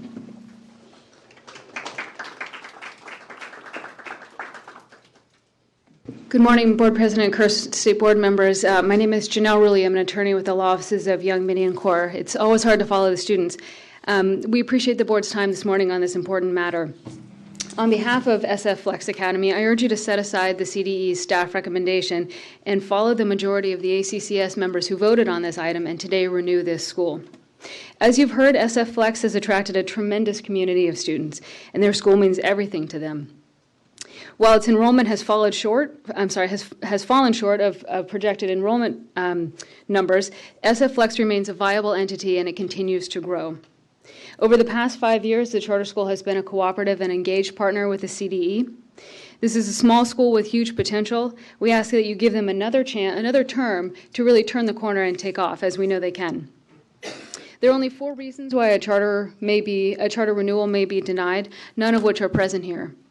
First, SF Flex presents a sound educational program, which is uncontested by the CDE. The second is that petitioners are demonstrably likely to successfully implement this program. You've heard from them about the budget and about the enrollment growth. The third, the charter does contain the required affirmations. And fourth, the CDE staff found all 16 elements to be reasonably comprehensive with just 2 technical amendments with which SF Flex has agreed to. The charter school will agree to the conditions suggested by the ACCS, and it's open to modified or different conditions by the state board that may be requested this morning. Once again, we urge you to renew this school. Thank you.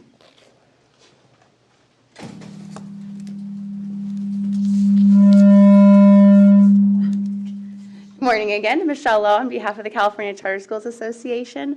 I think the students have spoken much more eloquently on this than I ever could, so I would just ask you to take their comments to heart, recognize the clear growth that they have experienced at the school and the need that this school is serving in their community, and approve this petition today. Thank you. Eric Premack, Charter Schools Development Center. We think this is a very innovative model worth continued support. We do think it is a difficult call given the financial challenges. We think that the contingencies proposed that they've agreed to adequately protect against further downsides on the economic side. We'd also note that they have a nearly identical school in the South Bay that's been quite successful. The difference between the two, we think, is that this one in San Francisco has had to move around a lot, and given the unique challenges of transportation in San Francisco, it's led to a lot of student turnover. We think that with a stable facility, this one will be successful as well, and we'd urge you to support it. Thank you. Okay, that concludes the public testimony, so we're now ready for board discussion. Perhaps our charter liaisons ought to start. I'll start, and because my voice is not really clear right now, and who knows when I'm going to start sneezing, coughing, or anything else, I'll keep this brief and count on my colleague here, Bruce Holliday, Member Holliday, to handle most of the detail.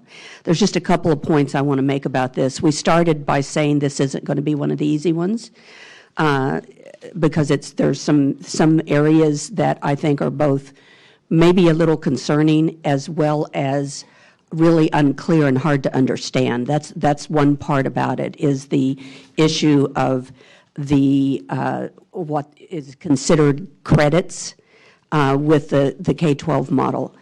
I'm going to let Member Holliday handle that in whatever detail he feels comfortable doing it. My understanding of that is that was not debt, that they may have named things, labeled things in ways that makes it feel worse than it is. It's more like as Mark Kushner pointed out, it's more like because they were a model school, one of the first models with this particular program going, the blended program, that they were given deep discounts on services, like if you're at the store and you buy 6 bottles of wine instead of 2, you get a discount on that. And that's not debt you're in. Not that I'm familiar with that. Yeah. But that's a discount. That's not a debt you've suddenly occurred. So I know that part is very confusing, and the continued use of some of the terms are big, scary financial terms. I'm not saying that there's not some caution around the finances, and especially around the enrollment and around the facilities.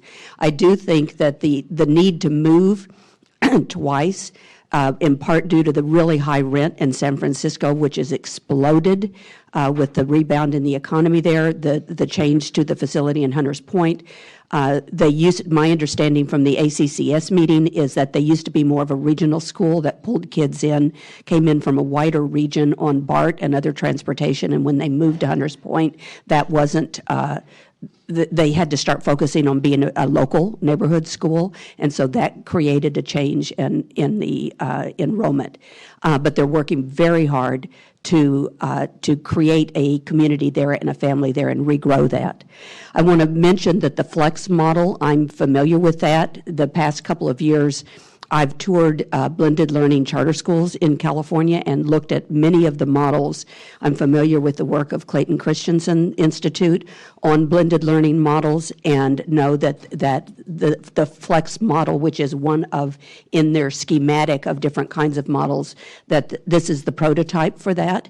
And many people wish that some of the other virtual schools would go to the blended model because you could hear from the kids talking that the structure, the bricks and mortar, that provides something really important in addition to the flexibility of the curriculum and the online curriculum.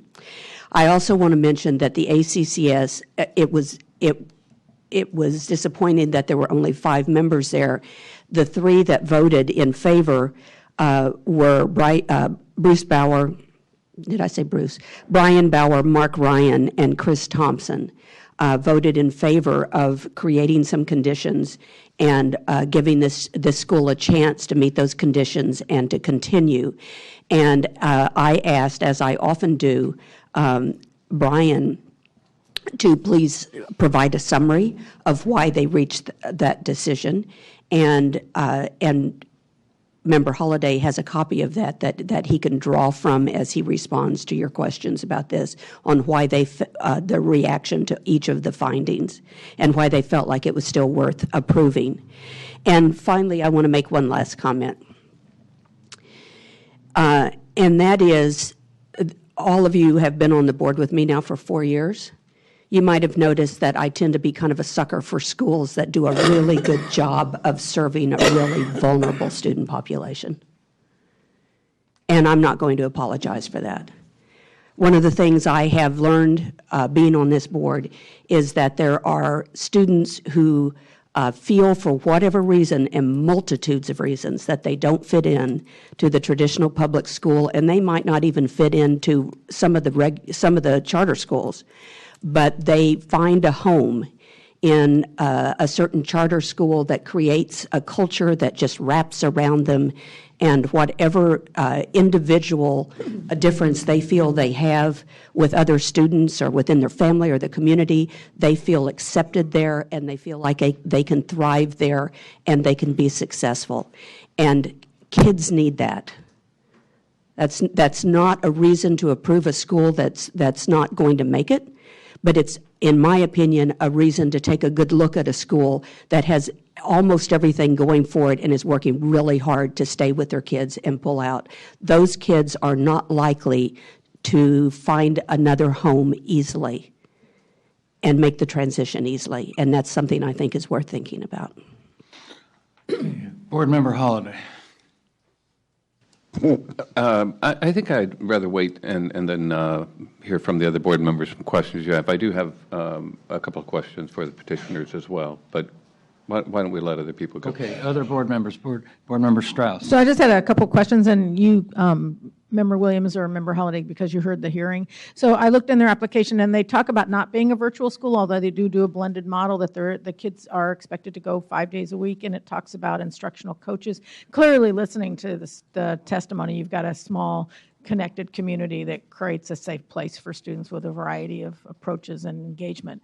I'm just interested in, because K-12, I believe, was the provider for the curriculum, if you are aware of sort of how do they get just individual coaching? Is it, if they're going away from K-12, I think they're going to an offshoot of K-12, sort of what that model will be. The kids go every day. I'm just interested if you have a sense of that. I'm not an expert on the school, but and the exact transition that they've made with K-12. But as I understand it, you're still using the K-12 curriculum. Is that correct? Yes. Would you please?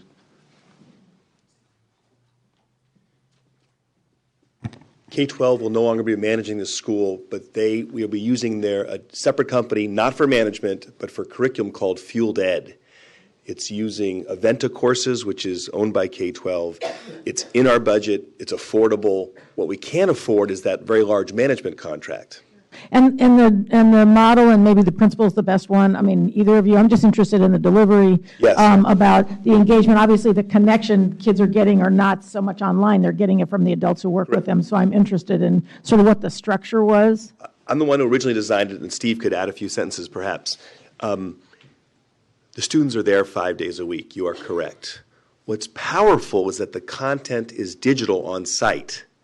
And so they can go their own pace. And then the teachers are empowered to look at the data and intervene based on what the data says. So if you're an expert on quadratic equations, go faster. And so the students are able to really repeat it multiple times and not slow down a class. And then the teachers intervene and do projects to go deeper. So it really empowers teachers is what the magic is. So it's more the teacher connection is not in group, then it's a one-on-one follow-up from the online. Both. If there's 9 of you that don't know something about the Civil War, about the again quadratic equations, then all 9 of you are going to meet with an hour with me. Steve, you want to add to that? Right. The core teachers in history, math, science, and English are on site and meet with the students, if not every day, most every day.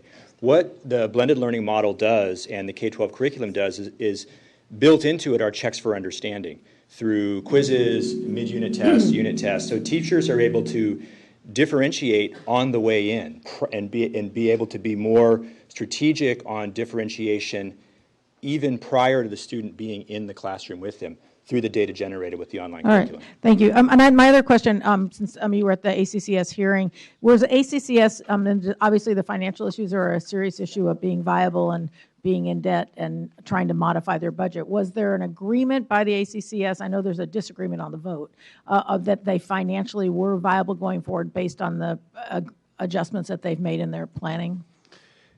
The agreement among the members who voted for the renewal was that they had a sense that in the coming month or two that it appeared as though the enrollment would increase high enough that the revised budget that they had provided would be viable. But as a result of their thinking that this was going to turn out well for the school, but not having that information at a month ago at that meeting, they suggested a July 1 check-in date, if you will, to make sure that the budget and the enrollment came together properly. And at that point, the school could either proceed or not. Of course, there are a number of concerns about that sort of approach, and that I'm not prepared to make that kind of recommendation today. Okay, you will comment later on the concerns about that approach. Okay. Other questions? Board Member Burr. So I think the first question is actually probably for Cindy, and then I have a question for San Francisco. The relationship between K-12 and this forgiveness of credits or whatever they call it is highly unusual, but they were supposed to be audited annually. So I'm curious to know what their independent auditors said about that relationship and whether they affirmed their financial position.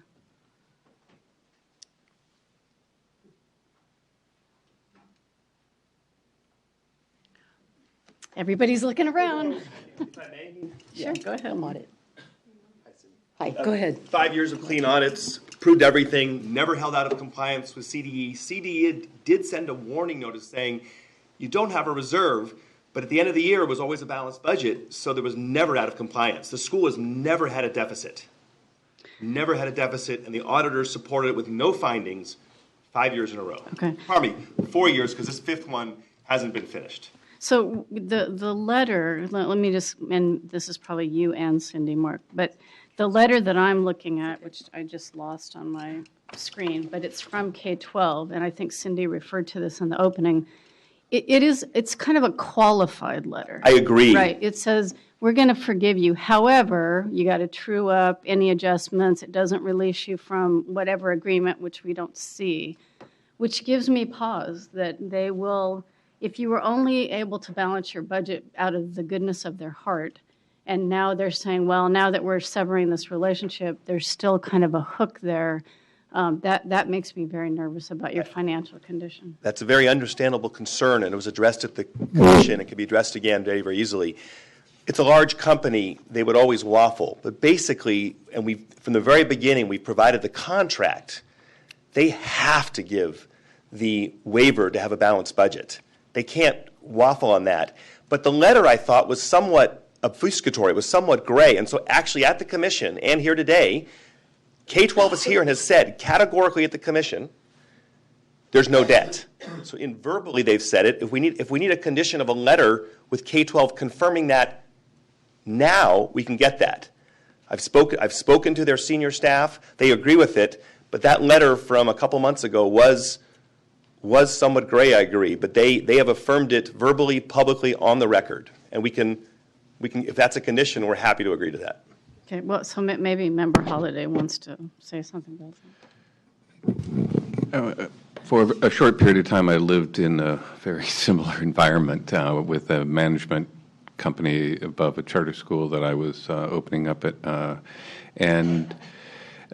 First of all, the blended learning model is a combination of teacher-directed, small group, individual, online. It is blended among all those things. It does appear as though this blended model is working pretty well for the students of this school. I do believe the students and the teachers and their enthusiasm for the model and for the community that they've built. In terms of the financial situation, I do believe that it comes down to not only whether or not the enrollment is coming back now that they are going to be in a community-focused environment, but also whether or not this K-12 piece has really gone away and that they're able to work now without that burden. And so I would like, if you don't mind, to hear from the K-12 person, whoever that is in the room. K-12, I was thinking of that we really ought to get it from them.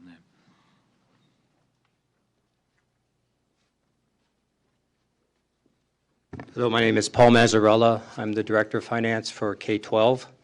I want to state to the Commission and to the panel here that there has been no debt. There is no debt for San Francisco Flex Academy, that these obligations have been forgiven. The letter that I think that Cindy has, that's been written by more of an attorney than someone else, is just basically trying to cover this current year through the end of the audit to make sure there ain't any true-ups or anything related to any advances that we have made. But for all prior years and as of today, there is no debt that San Francisco Flex owes K-12 Inc. It should not be based upon the financial conditions. We can't see for April or May that's going to happen, or June. That's why we stated that we wanted to wait for the audit. But based on the financial conditions, it's highly, highly, highly, highly unlikely that there'll be any debt. I have one other question. So the other question, thank you, I appreciate that clarification. Could I ask him just a couple Sure, things? Yeah. And as far as the back office support for the school, it's your understanding that K-12 is not involved in that? There's no contractual basis for that moving forward? Correct. We're not a managed organization. Part of managed organization contains back office support, enrollment, and yet at the same time, you are going to be providing curriculum. And there's That's the way I understand. I have not been involved in negotiations or anything. My understanding is our division called Fuel Ed is going to be providing the curriculum to San Francisco Flex, and that's reflected in the 5-year budget from what I understand that was revised. Thank you. Board Member Burr. So my question has to do with facilities. And again, this may be San Francisco District or Cindy, but I thought I heard you say, Cindy, that because of where they are in their enrollment, that they potentially don't qualify for a facility under Prop 39, which to me would be the saddest event. Because what I've heard, and I am so happy that these students have found a home that meets their needs. But if they had a facility pulled out from under them again and had to move again, that's of concern. So I need some clarification about the facility, since they are physically attending 5 days a week. So if you were Mr. Davis I clarify. think the district probably needs to clarify. I mean, the information we have, and again, I'm going to reiterate, the debt was sort of questionable just based on what we have available, but the biggest concerns have been their budget, which is the most recent we had, and I kind of explained what we saw there, and the enrollment, which sort of, they're all related. So the facility piece, I think, is huge, because if they mentioned that the reason why they declined this past year was because they had to move, and they seem to be in a community where they're working on getting enrollment. But if they don't secure that Prop 39 facility, which it looks like to be the case because the district has not approved it, then the thoughts are, would they have to relocate? They have not provided any alternatives to another facility. That could affect their enrollment to somewhat go downhill. So that probably needs to be addressed because we haven't received any other information on the status of the facility. Okay, San Francisco is ready to, would you come forward? Before he, okay, he's going to clarify, this is on the last point? Yeah. Okay, go ahead. So just, I agree with, I share my concern with Member Burr, so hopefully when you address her question, if you could kind of embed my question, or the answer to my question in there too, is that, so you've stated that the district has not approved a Prop 39 facility for the San Francisco Flex Academy for the 2015-16 school year. And with that, if you could specifically address what conditions would need to be met by the petitioner. They've discussed in their presentation that these are this is the projected enrollment they have currently, and then the enrollment targets, and it seems that they have exceeded their enrollment targets with the current projected enrollment. And so what would it take for the petitioner to secure a Prop 39 facility with San Francisco Unified? So let me start by stating, as I stated at ACCS, that these are really two separate issues. I do understand the CDE staff concern about the facility as it relates to their viability going forward. Having said that, we're here to talk about whether or not this charter school has met your standards to be renewed, and they have not. Secondly, last year, when this charter school was still, or while it was still authorized by you as it is now, they submitted a Prop 39 request. They provided projections that showed that they would have, I believe, 96 in-district ADA, which meets the ADA threshold, and we did provide them a facility, as you know.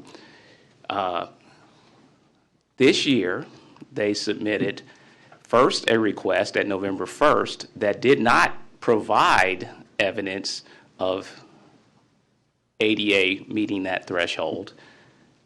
When we gave our response at December 1st to say that we don't believe that you've met the threshold and here's what we think you will achieve, they then responded by providing additional numbers of meaningfully interested.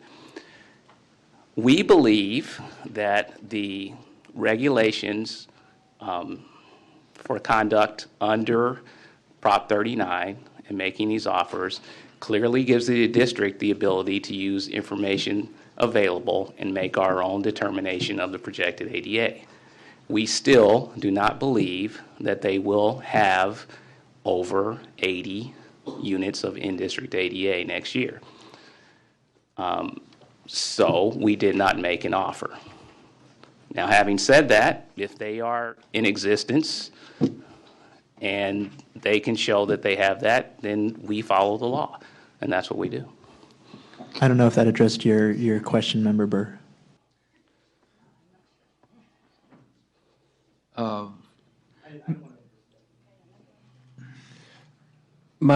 Before we come in here, I'd like Mr. Kusher to comment on this. If you're changing subjects. Oh, same subject. No, I didn't mean for you. I meant the board member. I'm going to try and have him Would you like me to wait? Go ahead. Talk to the prior issue. For once, I actually agree with San Francisco Unified. They're separate issues. It is true that San Francisco Unified, who has not approved a charter in a number of years, has denied Prop 39 facilities. We feel so strongly in the way, I don't know how to say this in the right way, But the reason he says, if we're approved, then we'll see, is because we've actually prepared a writ. We feel so strongly about our documentation, and we filed it. And the legal counsel, senior to my colleague here, has said, tell us if you're renewed, and we'll talk. We believe we will have a facility. We feel so confident we're willing to condition opening. If we get approved today, we're willing to condition opening on getting that building because there's clear documentation of 88. What the district did is they looked at current ADA rather than our documented projections for next year. I've been involved with Prop 39 from the very beginning. We have 88 students and then 91, and you saw the enrollment for next year. The facts on the ground belie the denial. I understand they're hoping that it might lead to a charter denial. We've documented the students, and we may disagree on that. And we definitely disagree on that. But we had some agreement. There's so many things I was trying to keep track of the things I disagree with. One, we didn't deny or fail to provide an offer based on current enrollment. We failed to provide an offer based on all of the evidence available that showed that you were declining in district enrollment and would continue to do so. No matter, the information that you provided for next year is the same kind of information you provided for the current year. It didn't come true. Secondly, the district's council is neither senior to me in age or title. It's just district council. And I don't believe they said, we will see. What they said was, we're not discussing this with you. We have to go and take care of your renewal petition today. I can't remember what other statements that you truly believe to be true that I disagree with that you said. I don't need to add to that. Yeah, okay. You want to follow up on this? And I have Board Member Rucker. Okay. So for the board, I share this concern that much of the reason why the enrollment figures fell over the past 2 years was because they had to change facilities, and I think that that's been addressed by the petitioners and by the district. And if the petitioners are unable to secure a Prop 39 facility with San Francisco Unified, that their work about securing, meaningful interest for next year, about enrollment, they say that they've moved to more of a community-based school and less regionally based, and through their blended learning, it requires a brick-and-mortar facility. And so I have some deep concerns that if this facility is not secured for next school year and for future years on, that much of the work that they've done, and I commend them for the work that they've done with meaningful interest and, in building this community-based school, that it's going to become irrelevant if this facility is not secured. Board Member Rucker. Okay, so I do have some facilities questions also, and I did want to talk to the representative from San Francisco Unified because I had some questions for you. Please come up, yes. All right, so first of all, let me just say, in the time I have spent on the board, I'm accustomed to seeing disagreements between the recommendation from the department staff and the recommendation from the ACCS. I'm comfortable with that. I'm even comfortable with seeing heated disagreements on some of these charter renewal issues among my colleagues on the board. But what I watched today in the same LEA, a charter that was approved and a charter that the LEA is recommending should not be renewed, a very, very different opinion about support and the issues about the school that came from the same representative from the same LEA.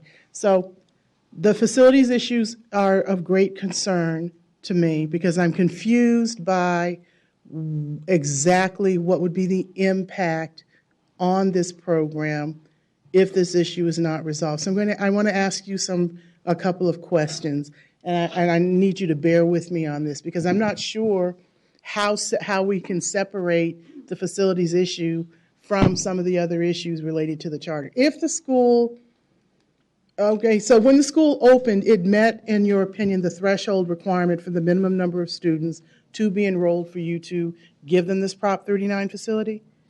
No, under Prop 39, we had to give them a final notification of space for the 14-15 school year by April 1st of 2014. Okay, so under the process, they make the projections, we do our analysis, and then we find space and make them an offer.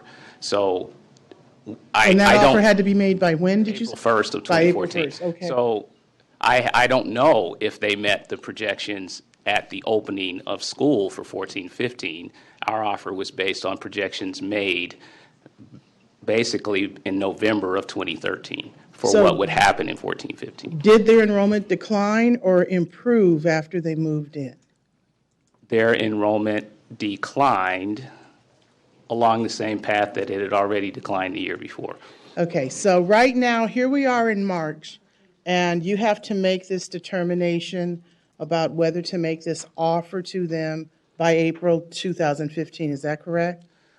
We have to make final notifications to charter schools by April 1st, 2015 for the 15-16 year.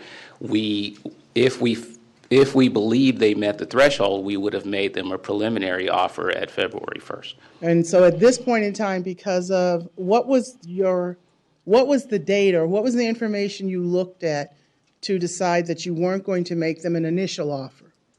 The data that they provided at November 1st, 2014, when you looked at the number of returning in-district students, the number that they said had expressed interest, that number, those two combined, fell short of 80. All right, so now you're about to see how my mind works. So since November, between November and here we are in March, has their enrollment, their actual numbers on enrollment improved or even approached the data point that you believe would allow you to make an offer to them in April? I don't believe so, no. Okay. And that's the number that you actually are aware of is what your determining factor is about making them an offer for the Prop 39 facility. Is that correct? We are looking at the information they've provided as well as what has happened over the last couple of years. Okay, and then my last question for you is, so now how many schools or how many charters do you currently have these facilities agreements with? I'm sure it's more than one, right? I'm glad you asked because that gets to my point of clarification. We currently have facilities offers for next year with, I believe, 9 charter schools. And how many, do you have any idea how many students are enrolled at those 9 charter schools? So I didn't mean to ask you that question and put you on the spot. I just want to understand, what the numbers look like and what the enrollment patterns are. I would say it's at least 3,000. Okay. And is there, now you just gave me another question, I'm sorry. So for these schools, is there a difference in the neighborhoods or the geography of where those sites are located that's a mitigating factor on their ability to recruit students that's different from the neighborhood or the geography of where this school site is located? Yes, that's true for all the schools in the district, whether they're charter placements or regular district schools. Okay. Yes. All right, so then, thank you. That was very helpful. All right, and so the point of clarification, I said earlier that I couldn't remember all of the things I disagree with that my friend Mark Kushner had to say. Just to clarify, San Francisco Unified School District currently authorizes 13 charter schools, okay? The last time, I don't know what he meant by in several years, so that's kind of a fluid term, but the last new charter that was approved by San Francisco Unified is the KIPP, San Francisco College Prep High School, and that was approved in 2012. Of the other 12 that we authorized, all of them either have been renewed within the past 5 years or will be renewed very soon. We currently have 3 middle schools, Gateway and 2 KIPP middle schools that have already been given unanimous approval by committees to move forward for renewal within the next 2 months. Thank you. Okay, so wait, I have a question for the okay. charter school director now. Okay, yeah, I'm trying to, we do Yeah, I have a understand. rest of an agenda, and we're, need to. All right, so I need to ask you, so you heard what the representative from the school district has said concerning offering an agreement for leasing for using this facility in a couple of weeks. So if you do not receive an offer, what exactly are you going to do? One question that you missed before is No, I don't think I missed anything. I want you to tell me what you're going to The year was do. the wrong year. You asked him about current year. The law is very clear in Prop 39. It's the wrong year. It's the projections for next year. So ask him how many documented projections that we have. And he doesn't oversee the school. How many documented names that we've provided the district in November, December, January, and March. I can tell you it's 112 documented meaningful. And that's way more than, and that's ADA. I understand that. I heard you. Next year, not this year. That's Okay. right. We agree we lost enrollment. Okay. I thought your questions were excellent. Thank you. The next But year, could you answer my question now? we don't know. If we don't get this facility, the rents in San Francisco are very difficult. We certainly have contingency plans. We believe we're going to force the district to follow the law. And the way for the 10 years that our commission and state board dealt with this is to give the school a condition. If you don't get a building, you can't open. We believe we're going to have a building next year. And if the building is not a school district, how does that change the information in your budget? It makes it very difficult. We're relying on Prop 39. And we believe the district has violated the law. And we don't think we should be closed and reward the district for violating the law. I agree. Okay, Board Member Williams, we do have the rest of our agenda. Right, I don't just know wanna- where we're going to go. I just wanna summarize this part really We've been round and around quickly. on this, so go ahead. My understanding is that the loss of enrollment was caused by, first, the San Francisco Chronicle announcing that you were closed, which wasn't true, and then moving to a new location, which changed the pool of students you could pull from. Hang on a minute, not ready. And so my understanding is also that if you have a documentation of a sufficient number of students for ADA, if you have that, and if you are approved by this board, and by the way, the board determines its criteria for approval. If you are approved by this board, then San Francisco Unified must provide Prop 39 facilities. Is that correct? If we can show over 80 in-district documented ADA students, and we've done that repeatedly. And are you agreeing with this? No, he does not agree. They looked at the current year, not next year. Okay, hold on a minute. Are you disagreeing that they have the students, or disagreeing that you're required by law to provide the facilities? I don't disagree that we're required by law to provide the facilities if they meet the requirements of the law. I do disagree that they've provided 112 units of ADA projection. They have not. They've provided 112 names. Yes. Of what they've provided a total of 112, including current students and names of meaningfully interested. That is not ADA, as Mr. Kushner said. It's total. Mr. President. Board Member Holliday. Thank you. Then Gentlemen, I'd like to, please, you may move sit down. forward. Thank you. You may sit. Thank you. Unless there are any more questions from the board, I'm ready to make a motion. This is a very difficult choice for all of us to make. We've heard from some wonderful students and some wonderful educators. I don't doubt for a moment that the leadership of the school is sincere about their intent to help young people and to provide a quality education for their students. I also think that probably what has come out of this small school model that is sort of a sidebar corollary benefit is the fact that the school has created a very personalized family sort of environment that's very welcoming to students who have found other high school situations to be stressful or less to their liking.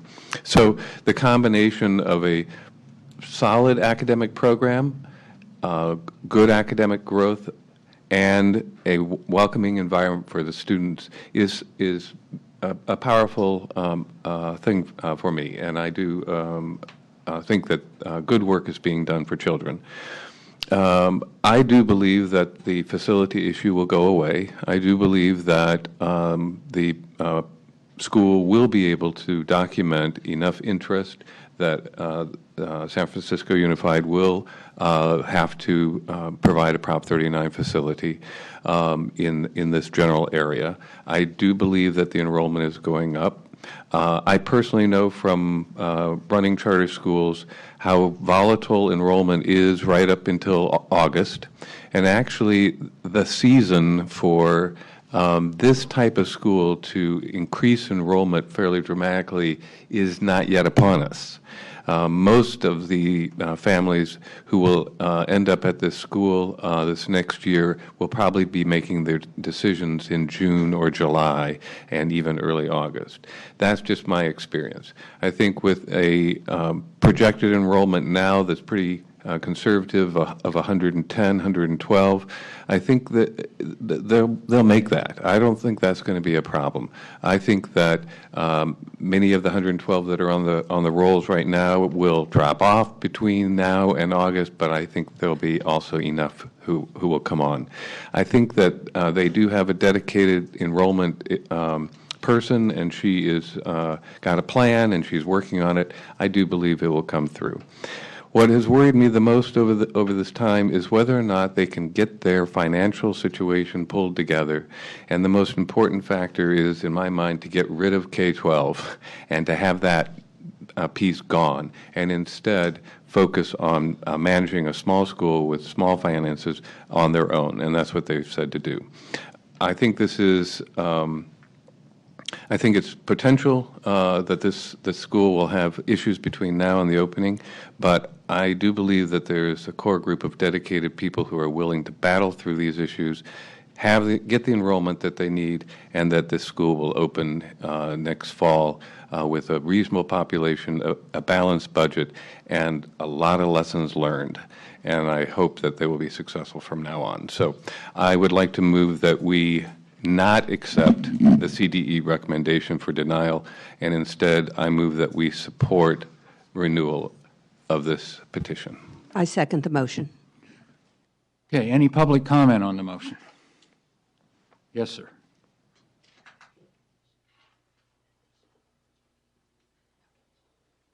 My name is Stephen Peraldi, respect the chair, staff. I am an educator at Berkeley. I am a parent. And most importantly, I'm a native San Franciscan. So everybody can cheer. I'm one of the few. But I grew up in Viz Valley. My parents grew up on, my grandparents grew up on 3rd Street. That is a hell of a town.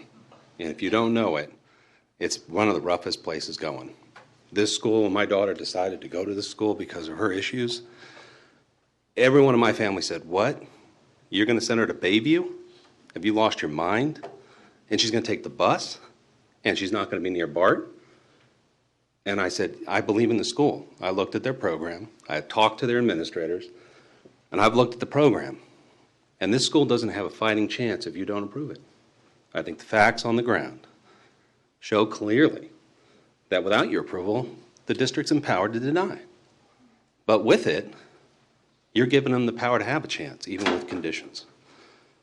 I encourage you to vote in favor of this measure, if not to give them a chance, to give my daughter a chance in a town that needs desperate help, because that part of town is rough. Take a field trip. Thank you. Okay. Any further board discussion? Board Member Shimasaki. I'd like to ask the Executive Director for a clarification. Is the State Board authorized, do we have the authority to approve the renewal petition with conditions? You do have the authority. It's just what type of conditions were you? I mean, we often do conditions of the technical amendments, for example, and I would confirm with Member Holliday, would that include the technical amendments that CD identified in your motion?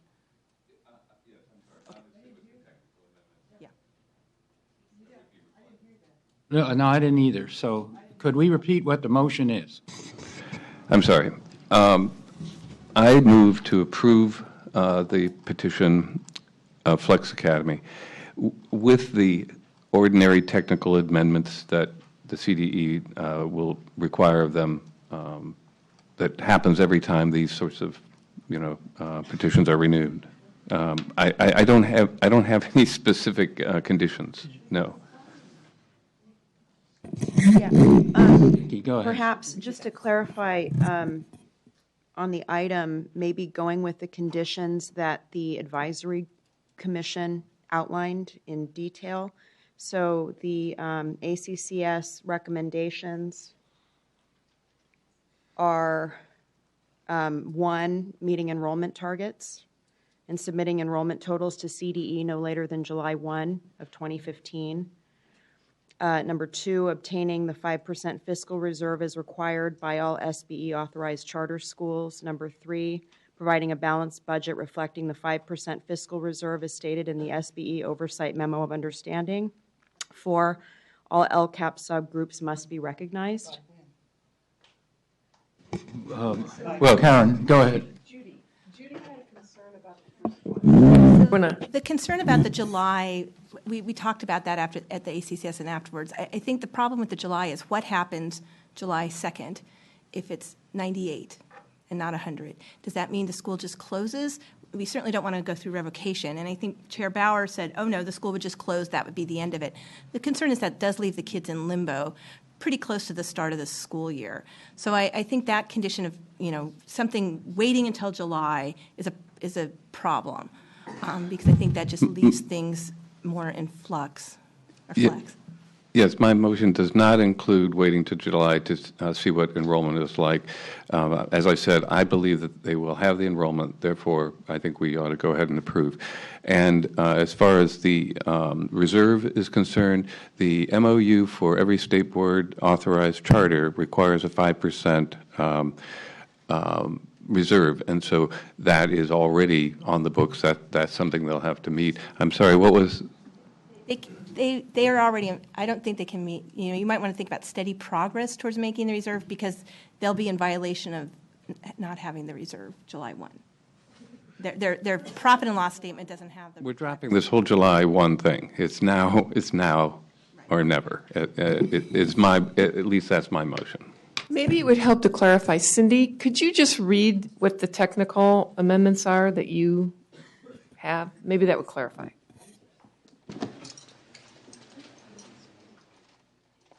So we had two technical amendments, description of educational program. The petition needs to be clear on how the English learner pupils are monitored for a minimum of 2 years after being reclassified. And one on retirement coverage, that a technical amendment to specify the staff who will be responsible for ensuring that appropriate arrangements for coverage have been made. But we did note that they were deficient in their LCAP. And so that was an actual no. It wasn't a technical amendment.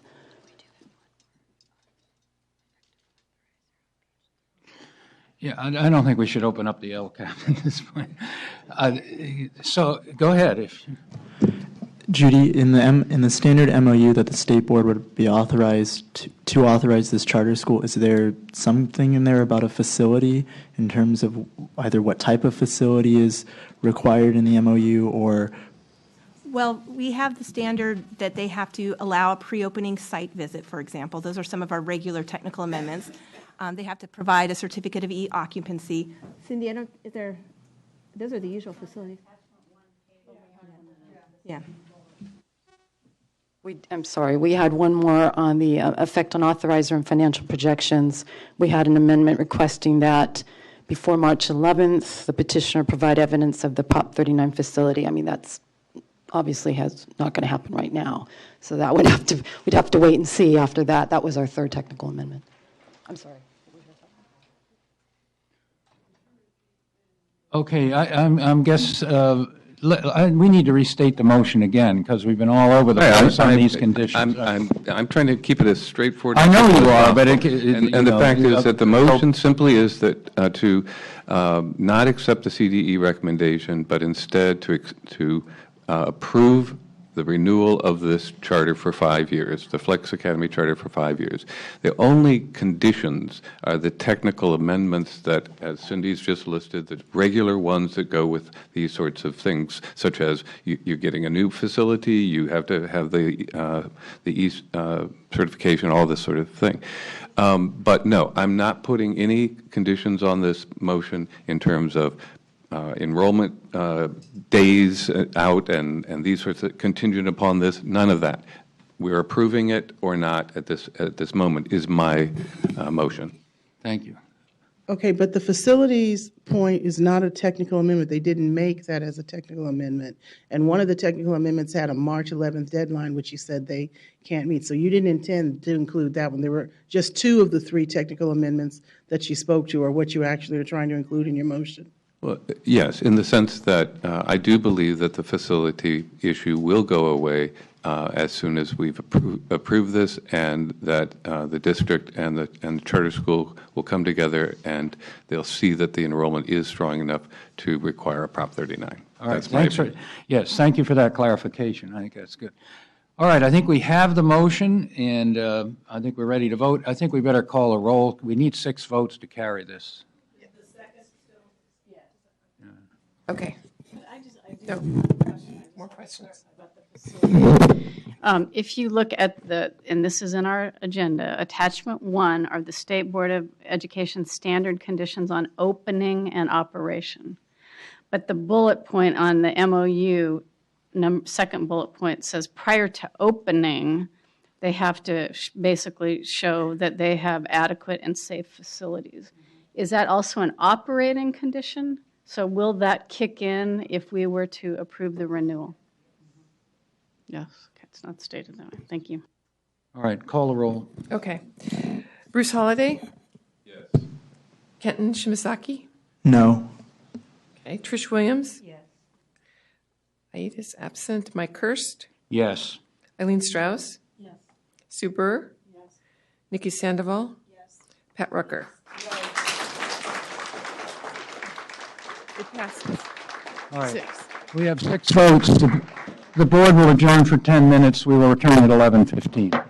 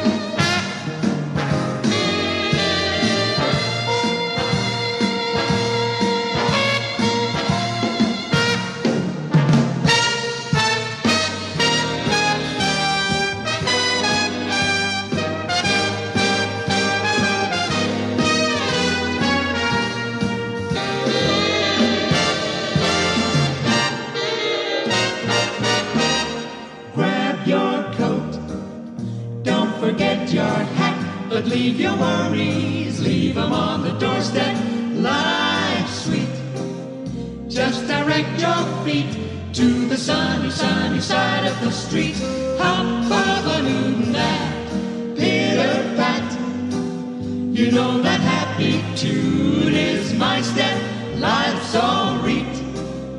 If you dig that beat on the sunny, sunny side of the street. Used to walk in the shade with my blues on parade. What a drag, old man, getting stuck in the shade. Get hip, don't be afraid. Move it on over, keep yourself in the clover. Only hit for a cent, who cares? Rich as Rockefeller can't be beat.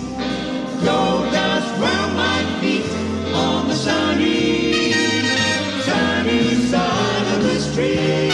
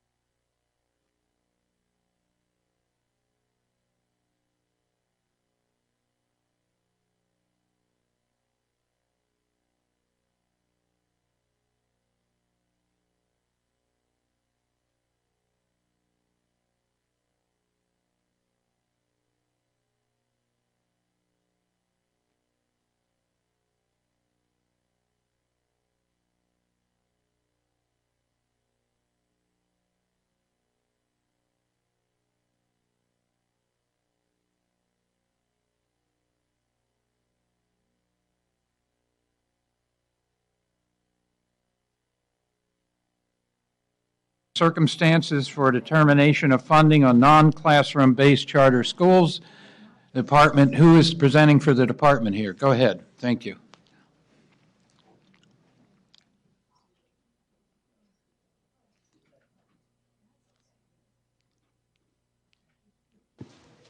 We have 6 members. Go ahead. Okay. Cindy Chan, Interim Director of the Charter Schools Division. I was going to go through a sort of an overview, but I think what I'll do is, because we're running a little bit long, I'll just jump right into the item. And because these are, to me, highly technical in terms of regulations that overlap, and this one particular item, item 12, has a number of different components that usually is not something you would see as a recurring item. So let me know at the end if you have any questions on the process, the background, any of the information, but I'm going to try to save some time and jump right into the item. So item 12 includes a retroactive request for the Glacier Homeschool Charter and Mountain Homeschool Charter, Glacier High School Charter and Mountain Homeschool Charter for a 100% determination of funding with the consideration of the school's mitigating circumstances for 2 years, fiscal years 14-15 through 15-16. The CDE proposes to recommend that the State Board of Education deny the two schools' mitigating circumstances request and approve a funding determination of 85% for 2 fiscal years, as provided in Attachment 1. So because these are retroactive, the reason for that is because the schools failed to meet the deadline to submit a funding determination, and the dates are kind of crazy regarding this process. So they needed to submit last year by February 1 in order to be timely. Because they were untimely, they were required to get a State Board of Education waiver, and at your January meeting, these two schools were approved for consideration for the 1 year that they were non-prospective, and that's what the law says, that the requests need to be non-prospective. So every school that needs a funding determination comes to you the year prior so that going forward into the fiscal year, they know what they're approved for. So there's really no surprises for them. So the ACCS action, these two requests were considered at the February 10th, 2015 meeting, and by a vote of 4-1, the ACCS approved the two schools' mitigating circumstances with a 100% determination of funding for 2 years, 14-15 and 15-16. However, again, since the action did not have 5 votes, there is no recommendation from the ACCS before you. So kind of keeping in mind about the fiscal years and the information that you see, the actual form that's in the attachment that was provided to the ACCS and that you have access to, it is a current year form. So it says 14-15. However, schools by law in this process always submit prior year data, and it's because that way the data is actual. There's not a lot of room for changes to that information. Now in this case, because they're retroactive, the data before you and all of the information for you to consider is 2012-13. A little bit of background about the schools. These two schools have received numerous funding determinations, Mountain Home, 5 since the inception of this process in 2001, and Glacier Home, 4 funding determinations since 2002.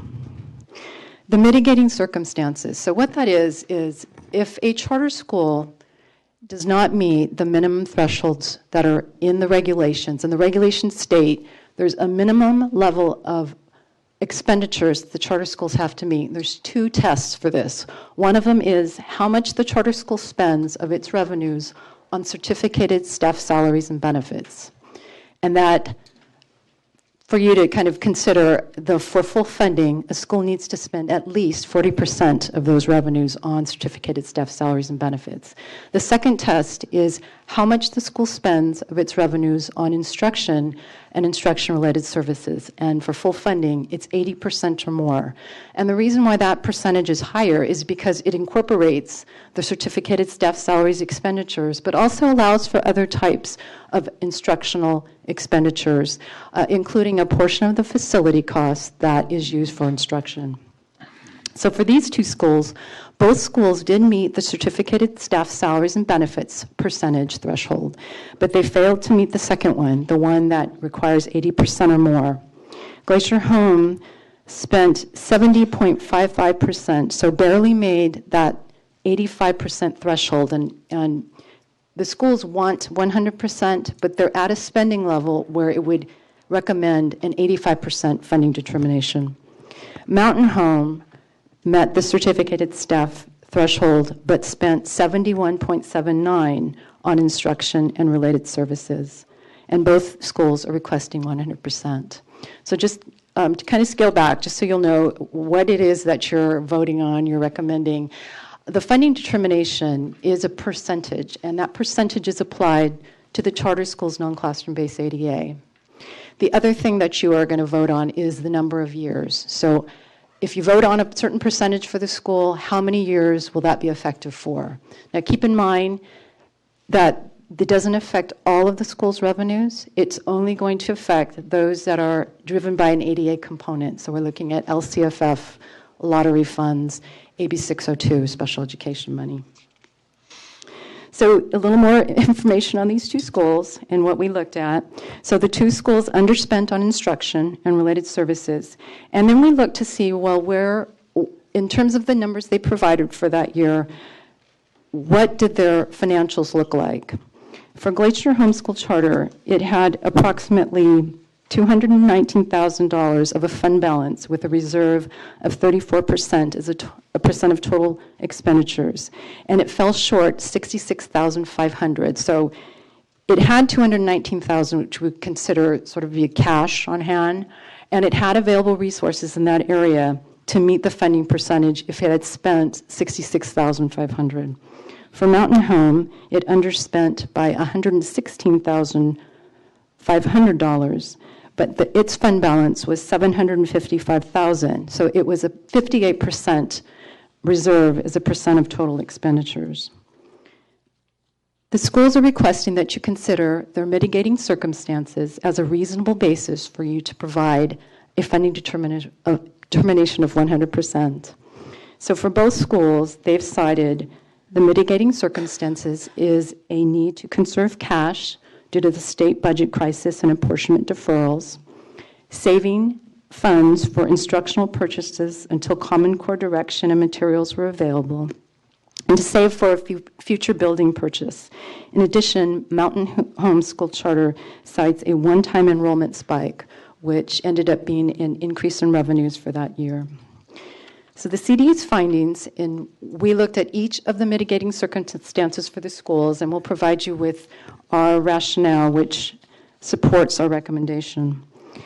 Regarding the apportionment deferrals, the schools did provide information that showed in 2012-13, they had roughly, let's see, I'm going to itemize this. Glacier Home deferred an amount in their 2012 year forward. So that was $89,000. Mountain Home deferred $134,000. So how the deferrals affect the funding determination is the revenues are earned in that year and count towards their percentages of spending. But the schools are saying because they didn't receive that portion of the cash, they weren't able to spend the money, and so it affected their expenditures, so it kind of leaves them out of balance in terms of the percentage.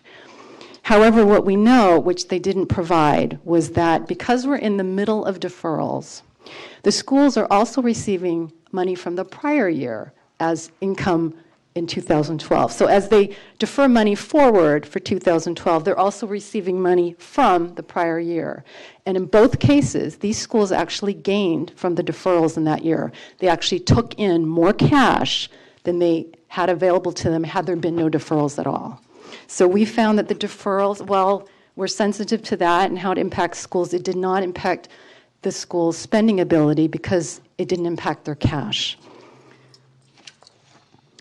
The instructional materials were discussed at the ACCS meeting, and the discussion, I think, was that the schools had a reasonable basis for not spending on instruction that year, waiting for Common Core to be kind of finalized. The problem we had was that there was no amount that they provided, so we don't know what that non-spending had on their financials and on the funding determination. We can't ascertain what the impact was. The enrollment spike for Mountain Home, they said that it was a one-time enrollment spike, which meant that it would have received revenues in that year, which it would have needed to spend. And we looked at the school's CBEDS report, enrollment report for 2012. So the school was aware of the enrollment increase at the beginning of the year, which we felt gave the school sufficient time to adjust its spending plan. And the way that they could have met the spending target was to spend on one-time expenses if they felt that the enrollment spike was one-time in nature. And that way they would have been able to meet their spending requirement. And then lastly, they cite a future facility purchase. And based on the documentation that the charter school has provided, it does look like that there's intent for the charter school to consider a potential purchase of a site that is actually being offered from Bass Lake Joint Union Elementary School District. There are some dollar amounts that are discussed, which is the district would require a minimum of $350,000 cash up front.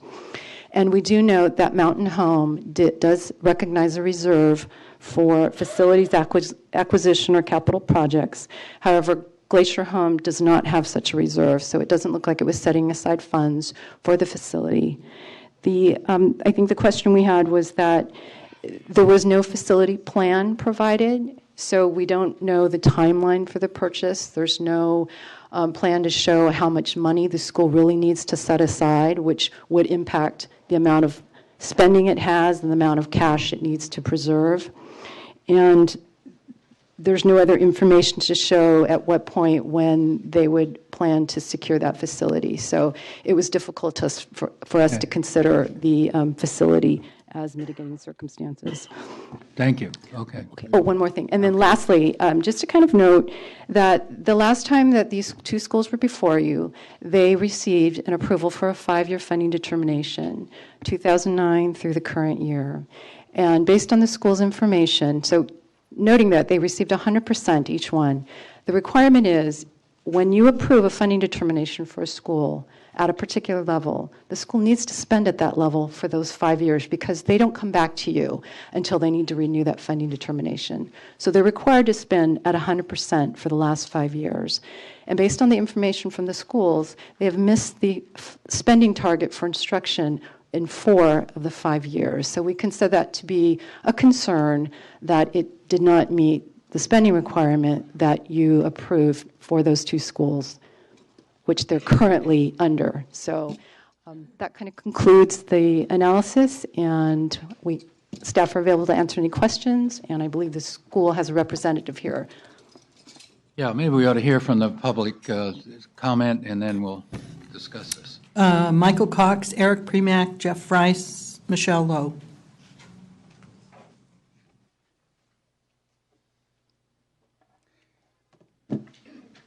Greetings, State Board members. I am honored to be here before you today. Not many educators get the opportunity to present before you, so even under the circumstances, I'm glad to be here with you. My name is Michael Cox. I am the director of Glacier High School Charter and Mountain Homeschool Charter. I want to say thank you to the board for granting the waivers at your last meeting to allow us to apply for funding determination retroactively. Appreciate that. And I also want to thank Mr. Fong and Ms. Chan for their work along the way with us. They have been helpful, and I'm grateful for that. Mountain Homeschool, Charter number 63, and Glacier High School, Charter number 479, serve a long-established and vital role in our small community of eastern Madera County. These schools fill a unique and necessary niche in our community, providing proven professional guidance, abundant quality materials, and effective classroom instruction to students and families who would otherwise homeschool independently. Our schools are loved and respected for their academic quality and professionalism offered in a truly family-friendly, student-centered environment. I'm here today to ask the board to approve the full 100% funding for 2 years for both schools. Though our schools did not meet the instructional spending target, we did exceed the certificated staff spending target by a wide margin. Specifically, again, needing to spend at least 40% of your revenue on credentialed staff, we were at 56% for Glacier High School and at 60% for instructional staff for Mountain Home. An ongoing commitment to quality instructional leadership at the school, and that's year to year to year we invest in instruction and instructors. Although we did not meet the instructional spending targets, our budget planning was valid and rational. Oh. Yes.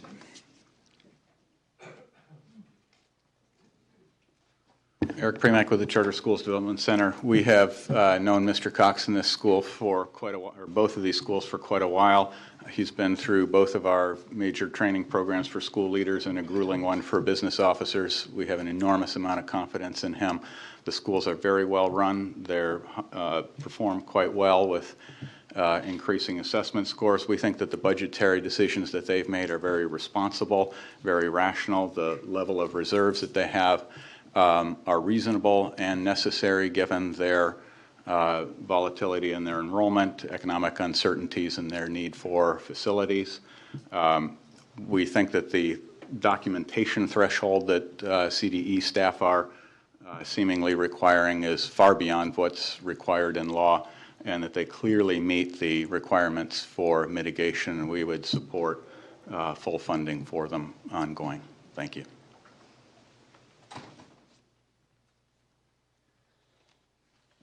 Good morning, everyone. Jeff Rice with A+. I have worked with Mike Cox and his staff as a member of our A+ Network Association for more than 10 years and have come to know Mike as a leader of high principles, integrity, and accountability. He always puts the needs of his students first, and would never sacrifice the quality of education for his students. His coming up short, in my opinion, the required instructional threshold was primarily due to the extreme external circumstances and volatility of the state budget crisis prevalent during this period. Let us remember that all public schools were both compelled and recommended by experts in the field to adopt a fiscally conservative position during this period and to protect their programs with higher than normal reserves against extreme future uncertainty. Just last week, Superintendent Torlakson, thank you, Superintendent, distributed a news release about the positive news pertaining to the decrease in the number of districts in financial jeopardy this year compared with the, quote, height of the Great Recession in 2011-2012 when 188 LEAs were facing financial difficulties, reminding us again as to how dire the financial circumstances were at the time. Yet only non-classroom-based charter schools like Mountain Home and Glacier are threatened today with financial penalties for having taken this prudent, responsible, fiscally conservative position during this time. This was a mitigating circumstance for all public schools. Beyond this, the important question to ask is, did the instructional spending levels that these two schools were compelled to adopt during this period in any way compromise the integrity and quality of their students' education? The answer is no, and the facts prove it. Between 2011 and 2013, Mountain Home's API increased 48 points, from 750 to 798, and Glacier's API increased 36 points, from 763 to 799. This is a very important point to emphasize because the quality of education was not compromised. Yet a financial penalty of more than $500,000? Time. It certainly does not warrant it. I sincerely and respectfully request that you concur with this position and recommend 100% funding for both. Thank you.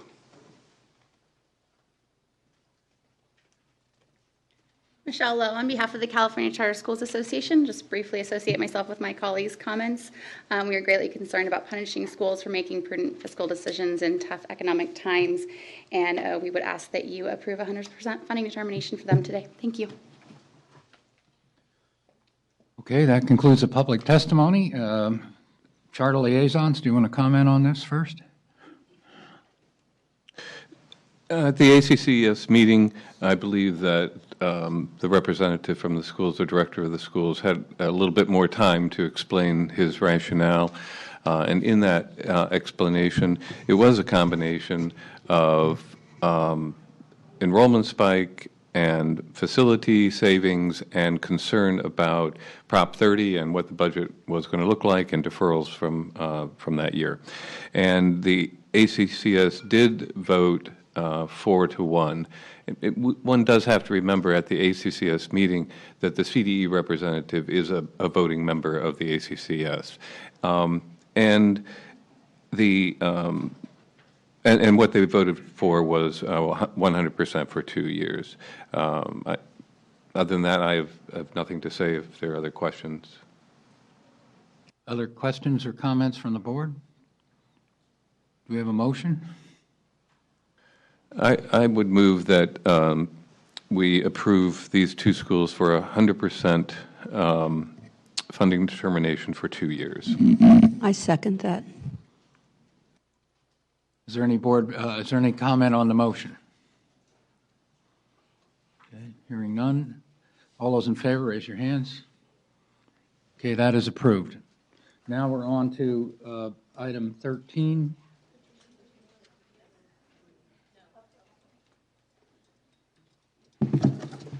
Retroactive request for determination of funding. Yes, this is another one. This one does not have mitigating circumstances, so I'll be brief.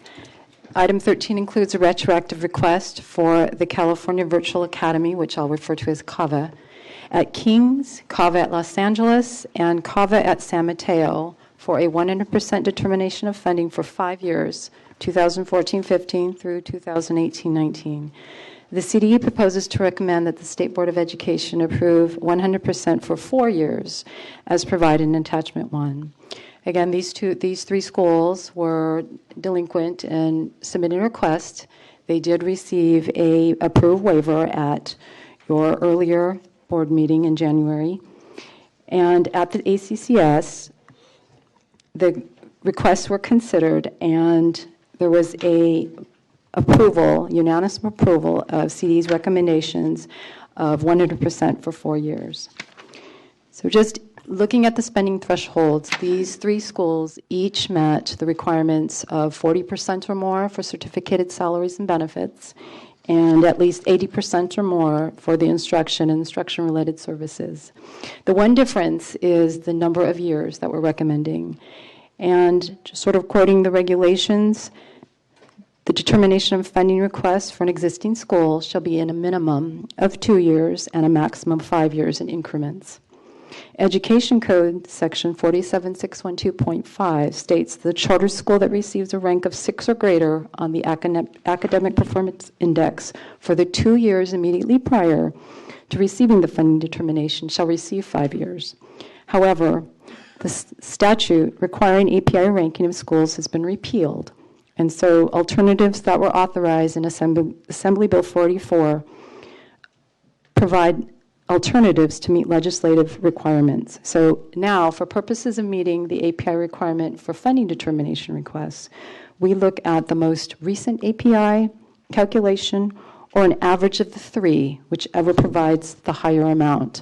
For these three schools, neither of them met the alternatives for the alternative API requirement. Therefore, the department is recommending 4 years instead of 5.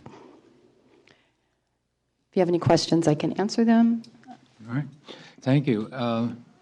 We'll take some public comment. But before that, we have a question from Board Member Holliday. Would you mind, sir, if I made a statement before we heard public comment? Thank you. First of all, after public comment, unless things are dramatically different, I will I will move that we go with the recommendation from CDE. However, what I believe you may or may not be aware of is that over the past weeks, there have been some articles written and some additional information that has surfaced questioning some of the validity of the financial documents that were given to the CDE. Before you hear all that public comment, I did want to say that it is my understanding that the CDE, as well as the ACCS, examine the same types of documents they do every single time when they look at funding determinations. They use the same process that they've used in the past, and they've come up with this recommendation. And what I think we need to do is understand that although some of the information that I've read is worrisome, it does not affect this particular decision and this particular moment because of the process that we're following and have followed, and the consistency that I think this board needs to take. That being said, I certainly will be interested to see down the road how this information plays out or not. Okay, fine. We'll take the public comment now. We have Heath Madden, Jen Schillen, Eric Premack.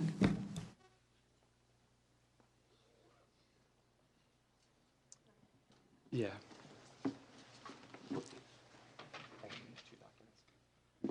Good morning, Chairman Kirst and members of the board. My name is Heath Madam. I'm a staff member with CTA.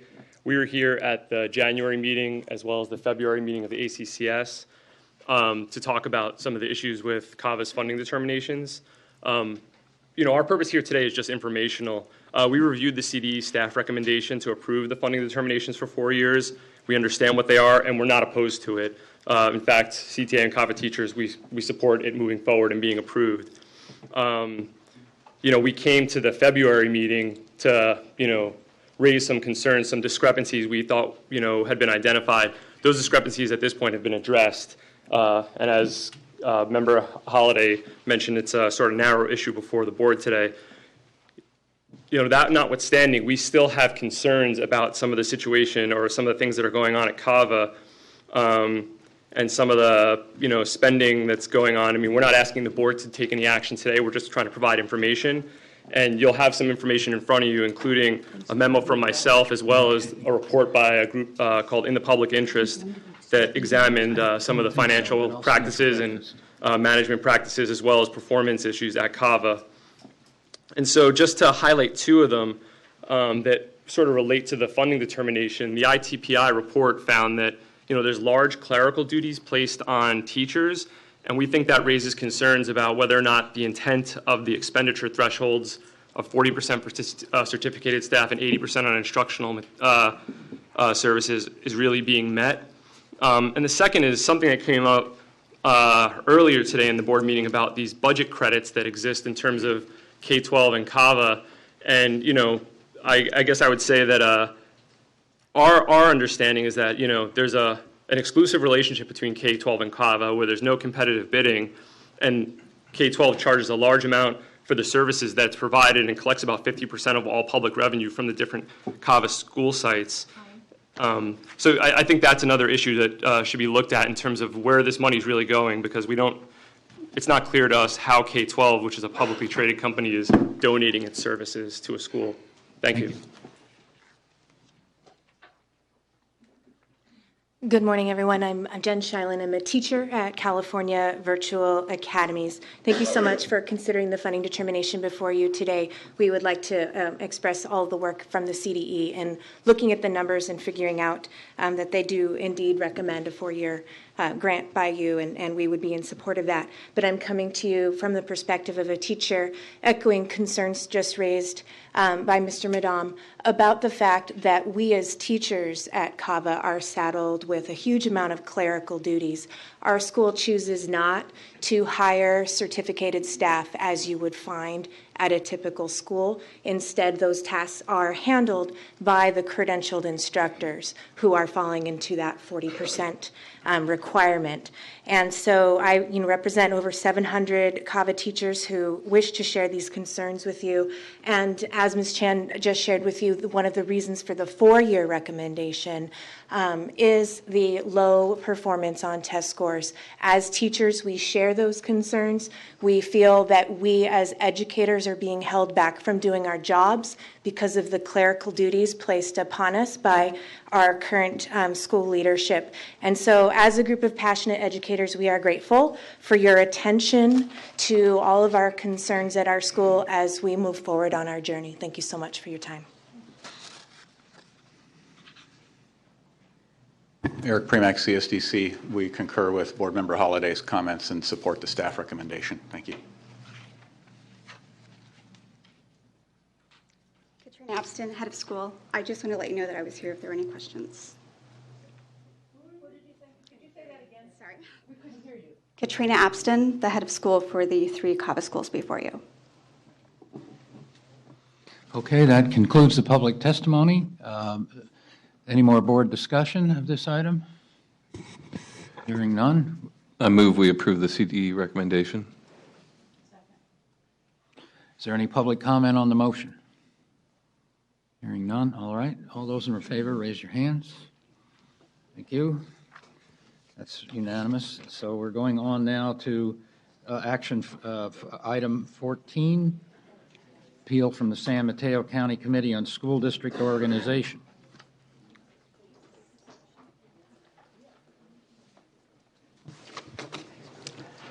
Good morning, Larry Shirey, School Fiscal Services Division. Today you have a South San Francisco Unified School District appeal of a San Mateo County Committee on School District Organization action to approve a transfer of territory from that district to the San Bruno Park Elementary School District and the San Mateo Union High School District. The background on this issue goes back for about 55 years. In 1959, the San Bruno Park District, and I'm going to use shorthand.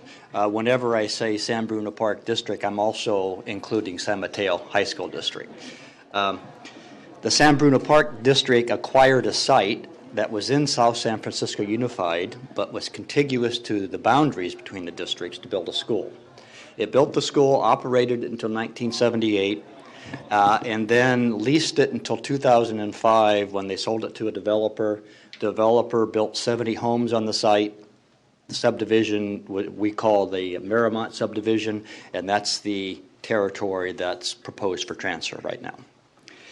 Initially, the subdivision was assumed to be part of San Bruno Park. All local agencies, county, city, school districts made that assumption. The homeowners certainly made the assumption when they bought homes and moved into that community. The San Mateo County tax assessor was collecting taxes for San Bruno Park school districts, and the kids were attending that district as well as San Mateo High School District. Then, subsequently, the county assessor decided that the property actually should be in South San Francisco Unified. That resulted in a change in the tax rolls and, of course, a shift in the school district that the residents could have their students attend. Now, these residents need to obtain interdistrict transfers in order to have their kids continue attending San Bruno Park schools.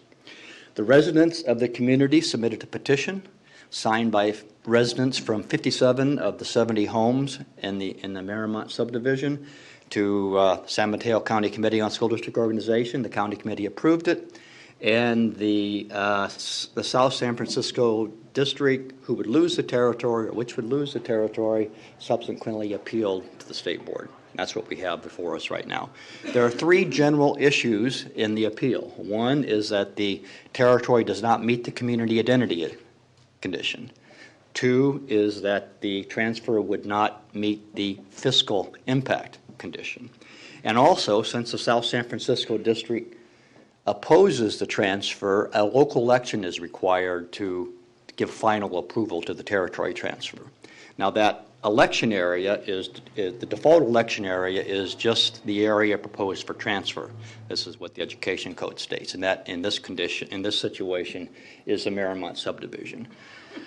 The county committee, as well as the state board, can expand that election area if you find reason to do so. And the county committee did not find reason to expand the election area. They did not find any impact on the remaining voters in the South San Francisco district.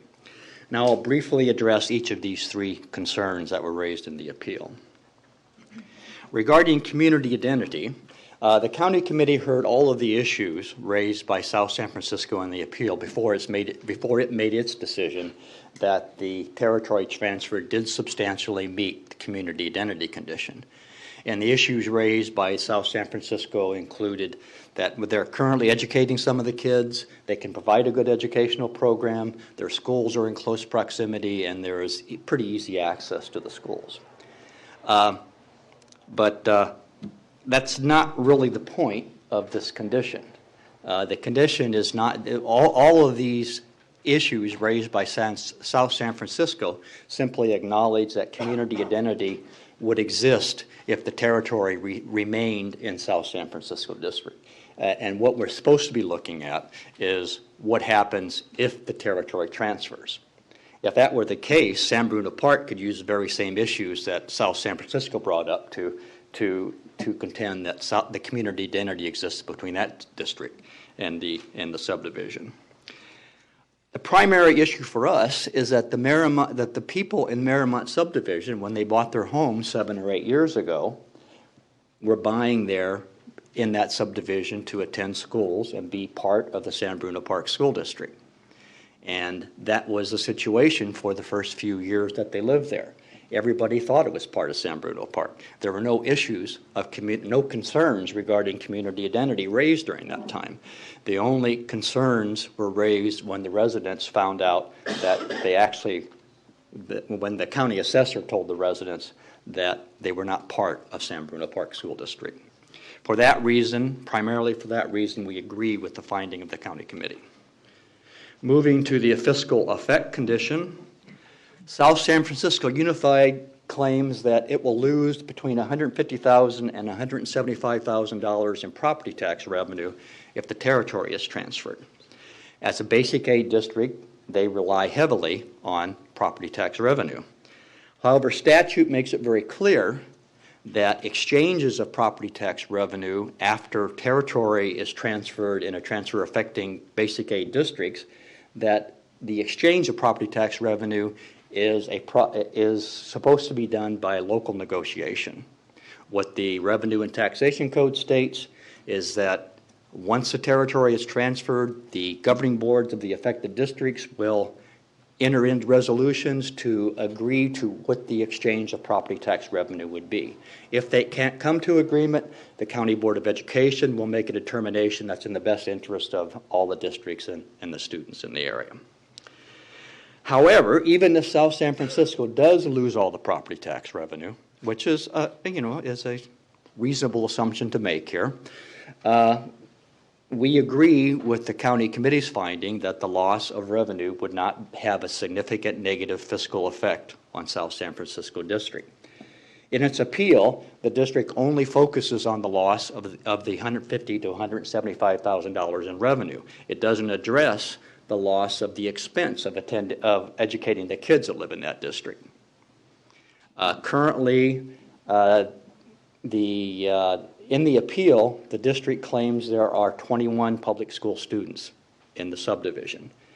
If we use, and the department calculates a current cost of education per student every year, and that for South San Francisco is about $7,000 per student. So that calculation tells us there's a potential expense for educating these 21 students of about $150,000. We need to balance that loss in potential expense of $150,000 with the loss of potential revenue of $150,000 to $175,000, and we don't find that to be a significant loss. Again, agreeing with the county committee. I should also note that South San Francisco now approves all interdistrict transfers from students who live in the community. Right now, or from information that we had when we prepared this item, about 2/3 of the students in this area attend schools other than South San Francisco on interdistrict transfer. The South San Francisco district right now is in the best of all possible fiscal worlds. They don't have the expense of educating the majority of the students while they're still collecting all the property tax revenue. Again, we do not see any reason to support the claim that it would have negative fiscal effect on the district, and we agree with the San Mateo County Committee that this condition is substantially met. The final general area of concern is the election area. As I mentioned, since South San Francisco opposes the territory transfer, an election would be required to give final approval to the transfer. And the county committee found no reason to expand the election area behind the default election area in statute, which is the Marymount subdivision, to the entire South San Francisco School District. South San Francisco believes that should be the case, that the election area should be expanded to all of the district. The rationale for that is that the Marymount subdivision constitutes about 0.5% of the assessed valuation of South San Francisco District. If the territory transfers under the education code, the residents or the homeowners in this subdivision would drop any obligation for the bonded indebtedness of South San Francisco and take on its proportionate share of bonded indebtedness of San Bruno Park. What that means for South San Francisco is a shift of about $185,000, a shift of about $850,000 in bond cost to the remaining homeowners in South San Francisco. Again, that's about 0.5%. The county office found this to be a negligible increase. We agree that is not a reason to provide all of the voters in South San Francisco the opportunity to vote on this territory transfer. Also, when voting on the general obligation bond, the voters of the district were made aware of a lot of issues regarding what the tax rate was going to be to repay the bond. So they knew that their tax rate was going to be dependent upon a number of factors, including how much and what the how much property and what the assessed valuation would be in the remainder of the district. Again, we agree with the county committee's decision not to expand the election area. And in closing, our overall recommendation is to affirm the action of the county committee, the actions of the county committee to approve the territory transfer. Such affirmation would include the default positions in code regarding election area, responsibility for bonded indebtedness, and also division of property, assets, and obligations. If you have any questions, I'd be happy to answer them. I believe you do have some people signed up to speak on the issue, and I also believe there are county office staff here to respond to questions if you have them from those Right. folks. Before you call the group, I'd like to take first the speakers that oppose the CDE recommendation, and then we'll do the rest.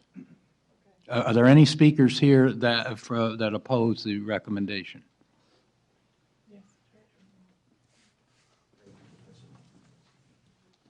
Mr. Chairman,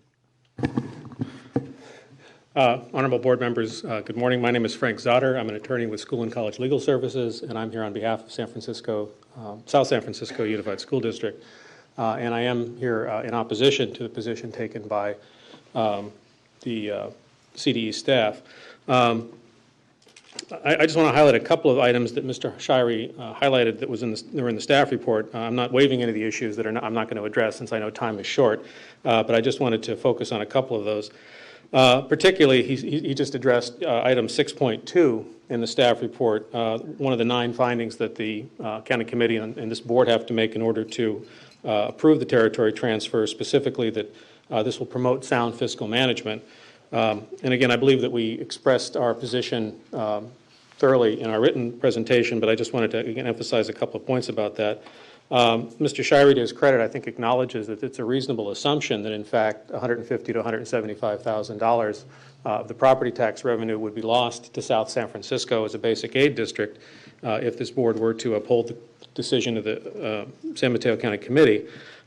There's actually evidence in the staff report indicating that the annual loss could be as much as $263,000 based on figures from the county assessor. That's on page 6 of the staff report in footnote 2. And as we indicated, this is, although I think when you look at the overall budget, and again talking about 0.5%, that does sound like that's not a lot, but I can assure you that that is not an insignificant number to my client. As we indicated, that basically represents the loss of 2 teaching positions, or perhaps 1.5 counselor positions, 5 instructional aides, or 5 custodial or other classified positions. So that's not a drop in the bucket from their point of view. These are real people, and these are real staffing positions that they would not be able to fund on an annual, ongoing basis because of the loss of this revenue. And I have great respect for Mr. Shirey, but I think that to take a look at that only in terms of the overall budget ignores that while it's true that the district... Oh, yes, sir. Okay.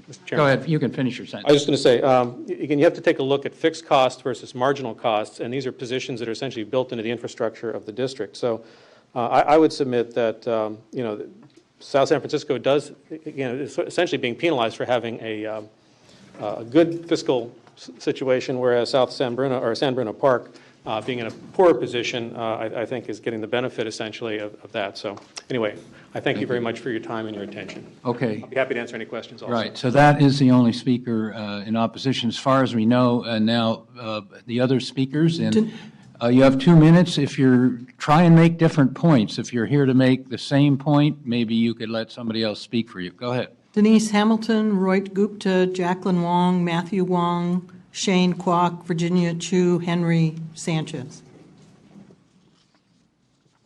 Thank you very much. My name is Denise Hamilton, and I'm a member of the Marymount community and a parent. We moved to San Bruno in 2010, and at the time, our daughter was in kindergarten in a Catholic school. But when we purchased our home, all of our paperwork indicated that our neighborhood was part of the San Bruno community, San Bruno school community. We moved to San Bruno because that's where we wanted to live. We had family in San Bruno, family with children in San Bruno Public Schools. Our daughter even attended a preschool that's located in one of those public schools. While our daughter still attends a Catholic school, life is unpredictable. We don't know what will happen tomorrow, and if events dictate, we may decide one day that our daughter will go to a public school, and we ask that you allow us to send our daughter to a school that she was promised, a San Bruno school. And I want to mention one other thing. We're not important. Our community is not important to South San Francisco. When everyone became aware of this bureaucratic misstep, South San Francisco was silent. They did not contact our community. They did not welcome us into their network of schools. They welcomed our property tax money, but not our children. They didn't try to reassure us about this transition in any way. When they were informed of our petition to transfer back to San Bruno, they remained silent. They made no attempt to embrace our children. They're here today to force our children into their schools rather than welcoming them into their schools. We are insignificant to them. And I'm afraid that's what we will always be to them, insignificant. Thank you. My name is Rohit Gupta. I'm a new Marymount community member. We moved in November. I'm also the director of a research center at Stanford School of Medicine, and education is very important to me. I have a 3-year-old daughter. When we moved to Marymount, there was much confusion between the real estate agents as to whether this was South City or San Bruno. When we finally settled that it was San Bruno, I felt more comfortable in my own world knowing that my daughter was going to be going to the San Bruno Park School District because that was how much confusion there was. I moved, bought the house, and I met lovely community members that are standing behind me, only to find out that there was this huge confusion about what school district we really were, that we'd been moved to South City under the wing, and you just heard that. I'm not going to repeat that. And now I'm worried that my daughter is going to be held in limbo because I want to send her to a public system. California has a terrific public system, and I don't want to have to force my hand to send her to a private school system. And I find San Bruno Park to be one of the best public systems. So I hope that you consider this a very, very important task that we move it back to San Bruno Park Place.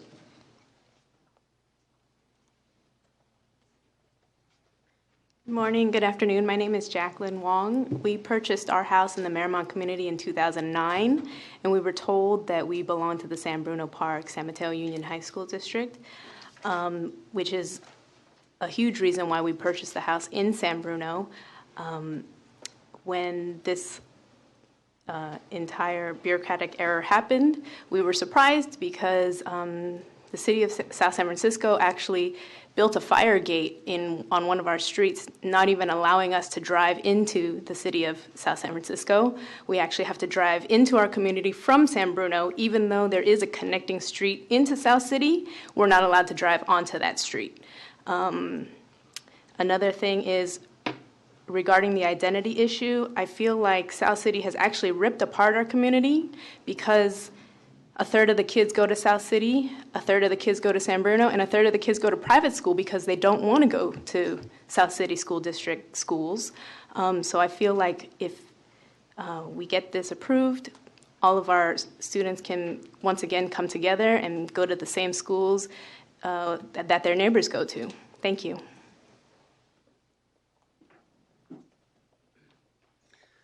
Ladies and gentlemen, my name is Matt Wong. I'm a homeowner in the Marymount community.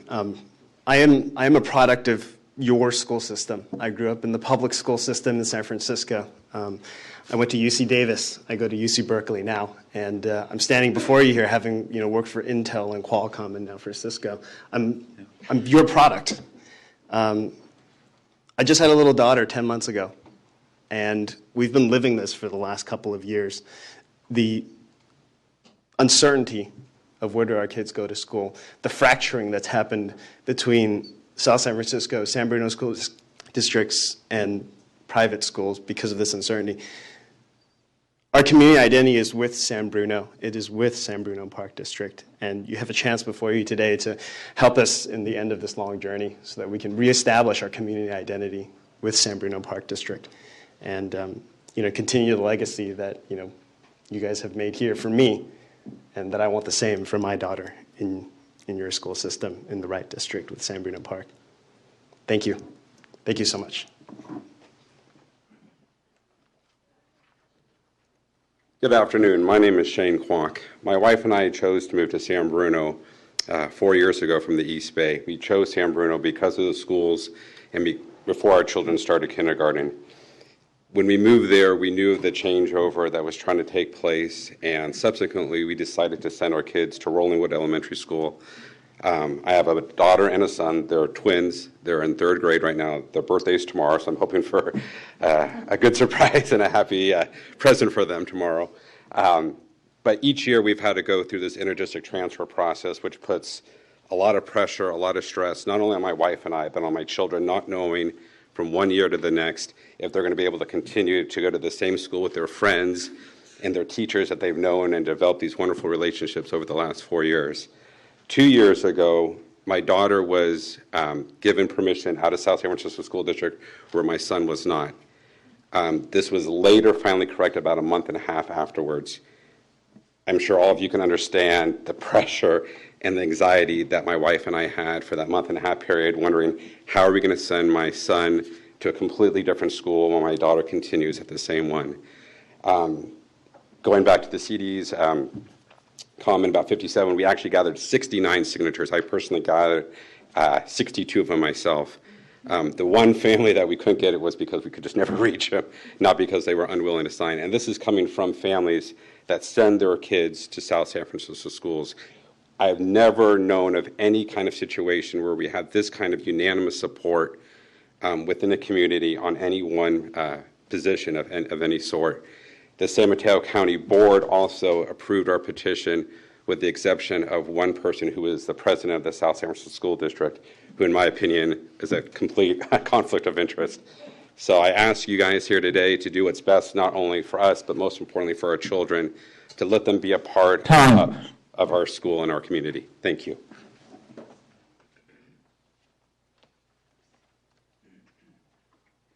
Hi, good afternoon, Dr. Kirst and board members. I am Virginia Chu. I'm one of the chief petitioners for the Marymount community. And I'd like to share our story. I'm sure a lot of our neighbors actually sent you some emails prior to this meeting voicing their concerns. It's all about family. It's all about our community. We have 42 children, school-age children right now in the community with 24 youngsters who will be entering the public school system in the future. And we are fighting for their right to send them to the schools that we intended them to go in San Bruno. For our kids and neighbors, this has been a long, long 4-year process. When I first registered my daughter in school, it was San Bruno, no problem. I did an intra-district transfer within the San Bruno Park, and we got into a great school at Portola. And then, how did our community find out about all this bureaucratic mess? It was from the front page newspaper, the San Mateo Times. Not one person from any of those 3 school districts that were talking about the finances contacted us and made us aware of this potential issue. We found out through the San Mateo Times front page newspaper. How does that make us feel? Like we're neglected, like we're nobody. We're just 70 homes of 70 people living there. Didn't feel that they cared about our community. And here, I know Mr. Zotter has his job to do. He has to defend the financial interests of South San Francisco Unified School District. But we have children. I have pictures if you'd like to see, but we have the support of the entire community. San Bruno Park School District passed a resolution. So did San Mateo Union High School District. The city of San Bruno also supports us. The entire Marymount community supports us, no matter where their kids are going to school right now. I urge you, with all my heart, to affirm the petition that the county did affirm and follow your CDE's recommendation. I truly hope that I can go home tonight and let my daughter and son know that we no longer need to worry, because we have worried every summer. My daughter has developed anxiety, asking me every summer, where am I going to go to school next? Time. Thank you.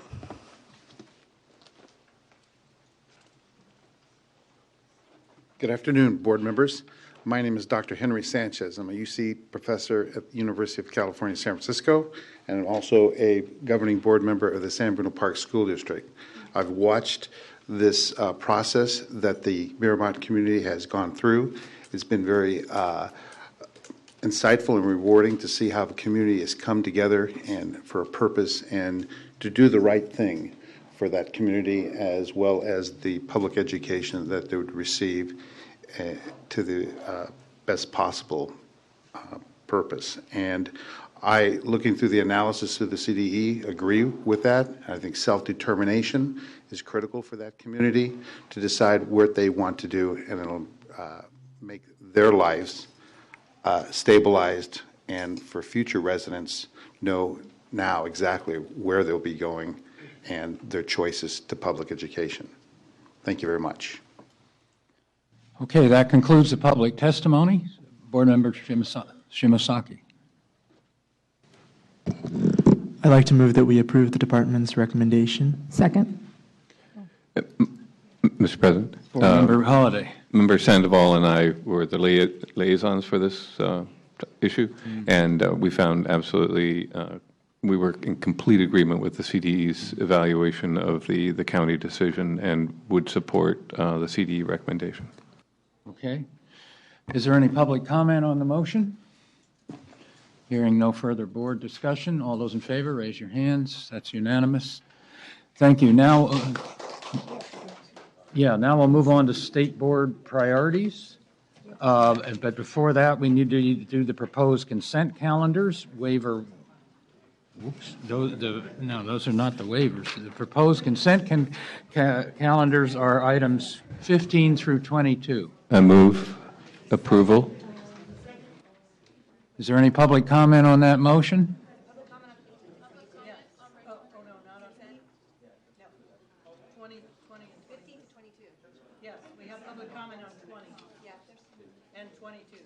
Okay. Public comment on 20 and 22. Rose Hendinger and Dr. Shelby Sims.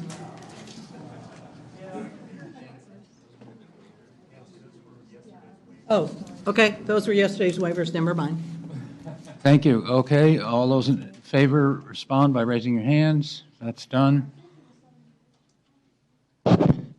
Now we're ready for state board priorities. So we will begin with state board priorities. Let's begin over here with Member Strauss.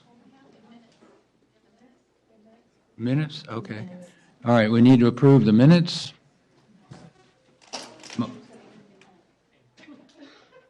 Is there a second to the minutes? Second.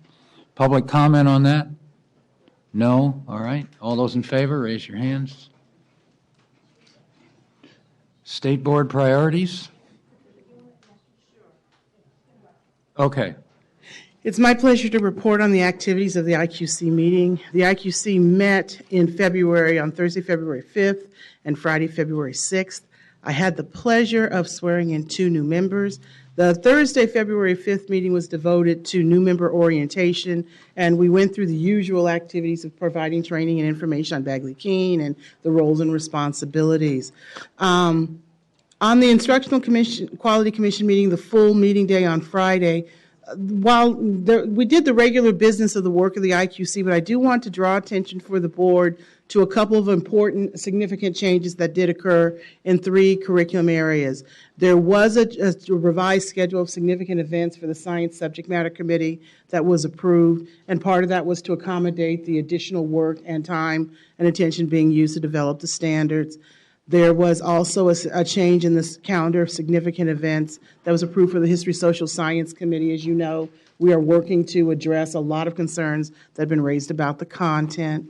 And then finally, there was also a change of significant schedule of events, revised schedule of events for the English Language Arts, English Language Development adoption process.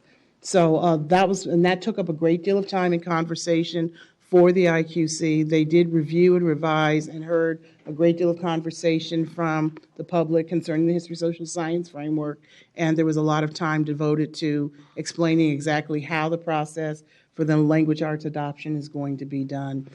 I truncated a lot of details out of the conversation for the purposes of edifying the time that we need to, expediting the time for toward our dismissal. But I'm very happy to say the committee members are very excited about the changes in the timeline for those 3 areas to make sure that they fully are able to get all their work done.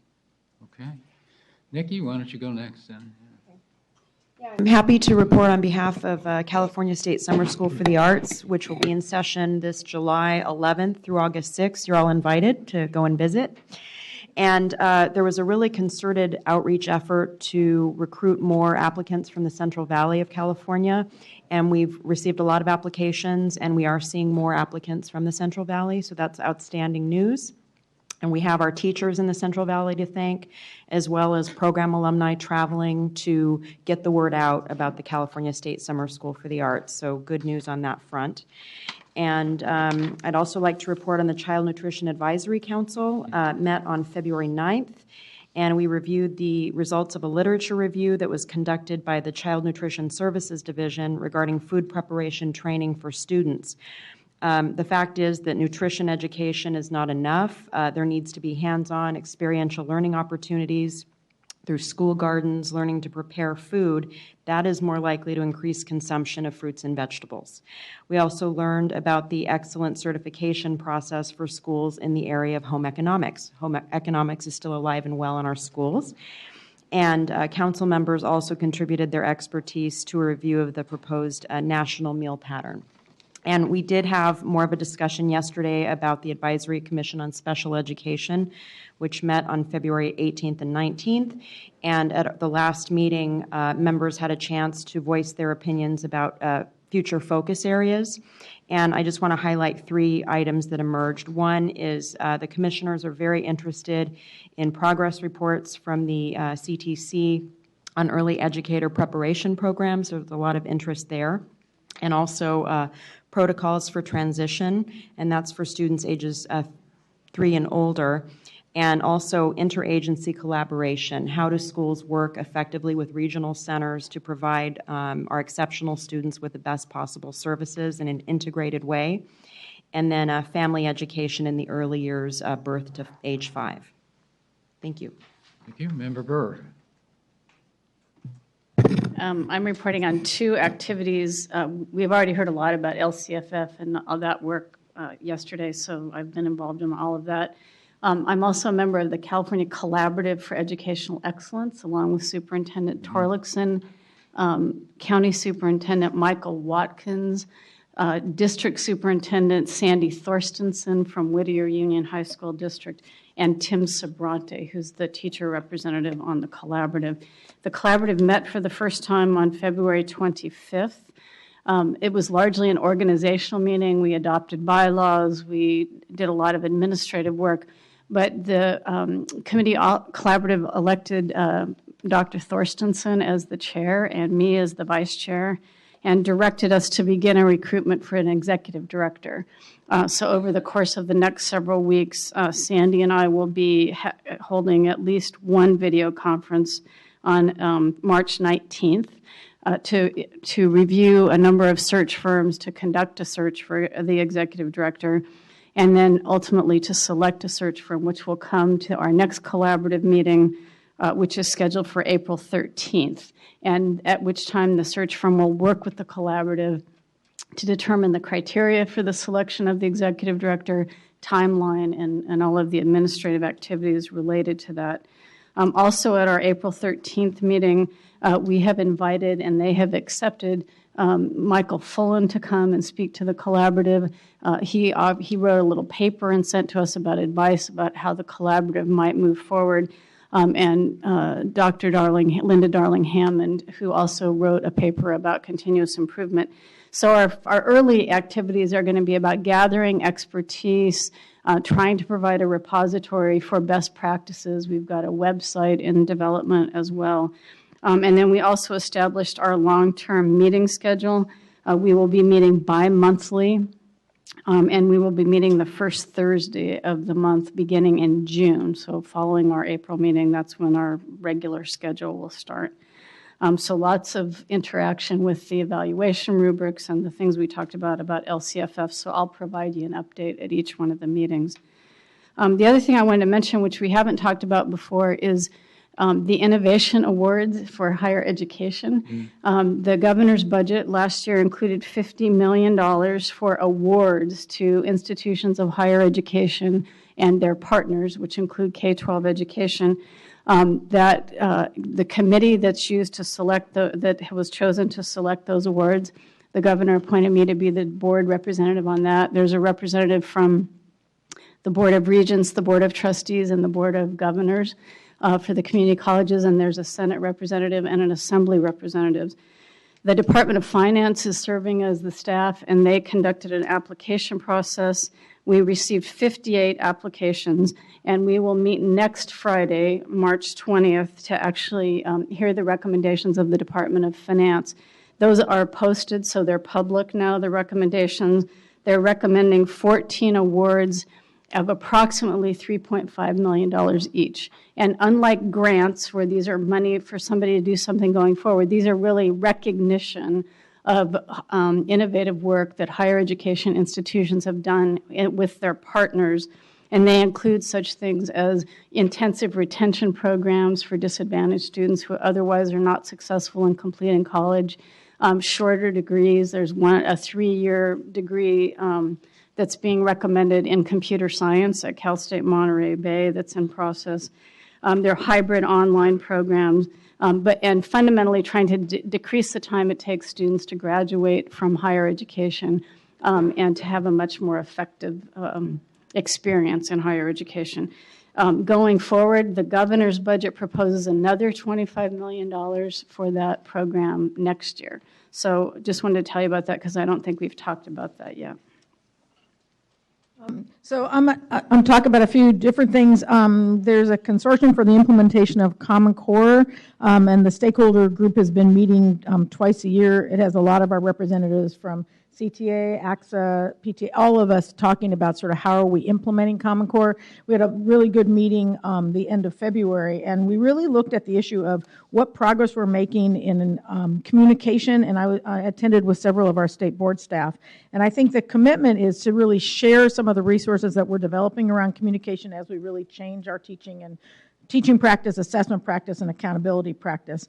There's a weekly call of the group that stays on top of some of these issues. And one of the good news that we've all been talking about is a need to summarize the frameworks that are very long, and to help people have executive summaries to know how to negotiate the frameworks, and that's an in process with some funding. So that was a really productive meeting. Secondly, the Concurrence Commission met at the end of January. That's a commission that meets twice a year to go over the budgets and the goals for the California subject matter projects. What was really neat about this one, and Bill Honig goes as part of IQC, what's neat is a lot of the heads of the subject matter projects in California, which are curriculum focused instruction based at the university, they are the leads that are helping us write our framework. So Maria Samani, who's leading the framework on science, Nancy Brynelson, who worked on ELA, Nancy McTighe, history, social science. So it's really nice to see the connection across the California subject matters and the teacher professional practice. So that was very exciting looking at where we're going with that. Trish Williams was going to report, but I think she had to make a plane. So I'll just honor that both of us are science liaisons, and we had a science framework committee meeting at the latter part of January, and as Patricia mentioned, that followed up in February. We're recommending a longer timeline because of all the work that we need to do to really get the next generation science standards integrated into the framework. And then Trish attended as part of our team, the California State team with Achieve, the national meeting in San Francisco on February 17, 18, and 19. They worked really hard with the state team to look at the implementation plan and the timeline, and I hope at the next meeting that she'll be able to give you an update. We do have another framework meeting before that, so that's really important as well. Let's see. Then the other thing is there's a lot of conferences and people focusing on all the issues around LCFF. So State PTA had a meeting that I attended on the day that we did the rubric design meeting, and then Foster Youth Summit is coming up. The CSLNet is coming up in another week that we're going to be talking about, and then Loyola Marymount's doing students with disabilities. So we're getting a lot of connection from State Board to the different groups looking at how is LCFF implemented, how are we focusing on particular student needs of the different subgroups, and what's the progress in LCAP. So I think there's a lot of interest and a desire to share good practice and to continue to inform going forward. And then I think I had finally, one thing is that Trish Williams will be at Stanford next week for 2 days for beginning discussion about science assessment, and she'll be representing us as well on that. So there's a lot of really exciting things going on and lots of pieces, and so us connecting and communicating about this, I think right now is just really important. Thanks. Okay, I would report that I'm the liaison to the career and technical education area at this point, and Patricia DeCasa and I have been working on that and working also with the governor's workforce initiative. There's a lot of different pieces of CTE on the table. It's not clear how they fit together. The governor has a proposal for an incentive grant. So I have talked a lot with the state superintendent about these issues. We met with Karen in the Department of Finance on Tuesday. And so we're trying to, I think through how the linkages of the K-12 CTE programs work into the programs of the community colleges, the workforce investment boards, and the regional focus that is in the workforce initiative. So it's still an area of development, and I'll report on a more conclusive way over time. But we are active in that domain, and there's a lot of action there. Board Member Simmons. So I think inherent to the student member position is meeting with students at various stakeholders in order to encourage student feedback on ongoing state board priorities. I've been working closely with Julie White, our Director of Communications, to schedule meetings with various organizations and students that would like to meet and provide input on many of our priorities like LCAP and the Common Core. And at the end of this month, I've been invited to present at the California Association of Student Leaders Conference about student governance with the ultimate goal of encouraging and creating more interest in our student member position for future years. Okay, Board Member Hall. All right, I think that means the board's adjourned, and great meeting. See you in 2 months.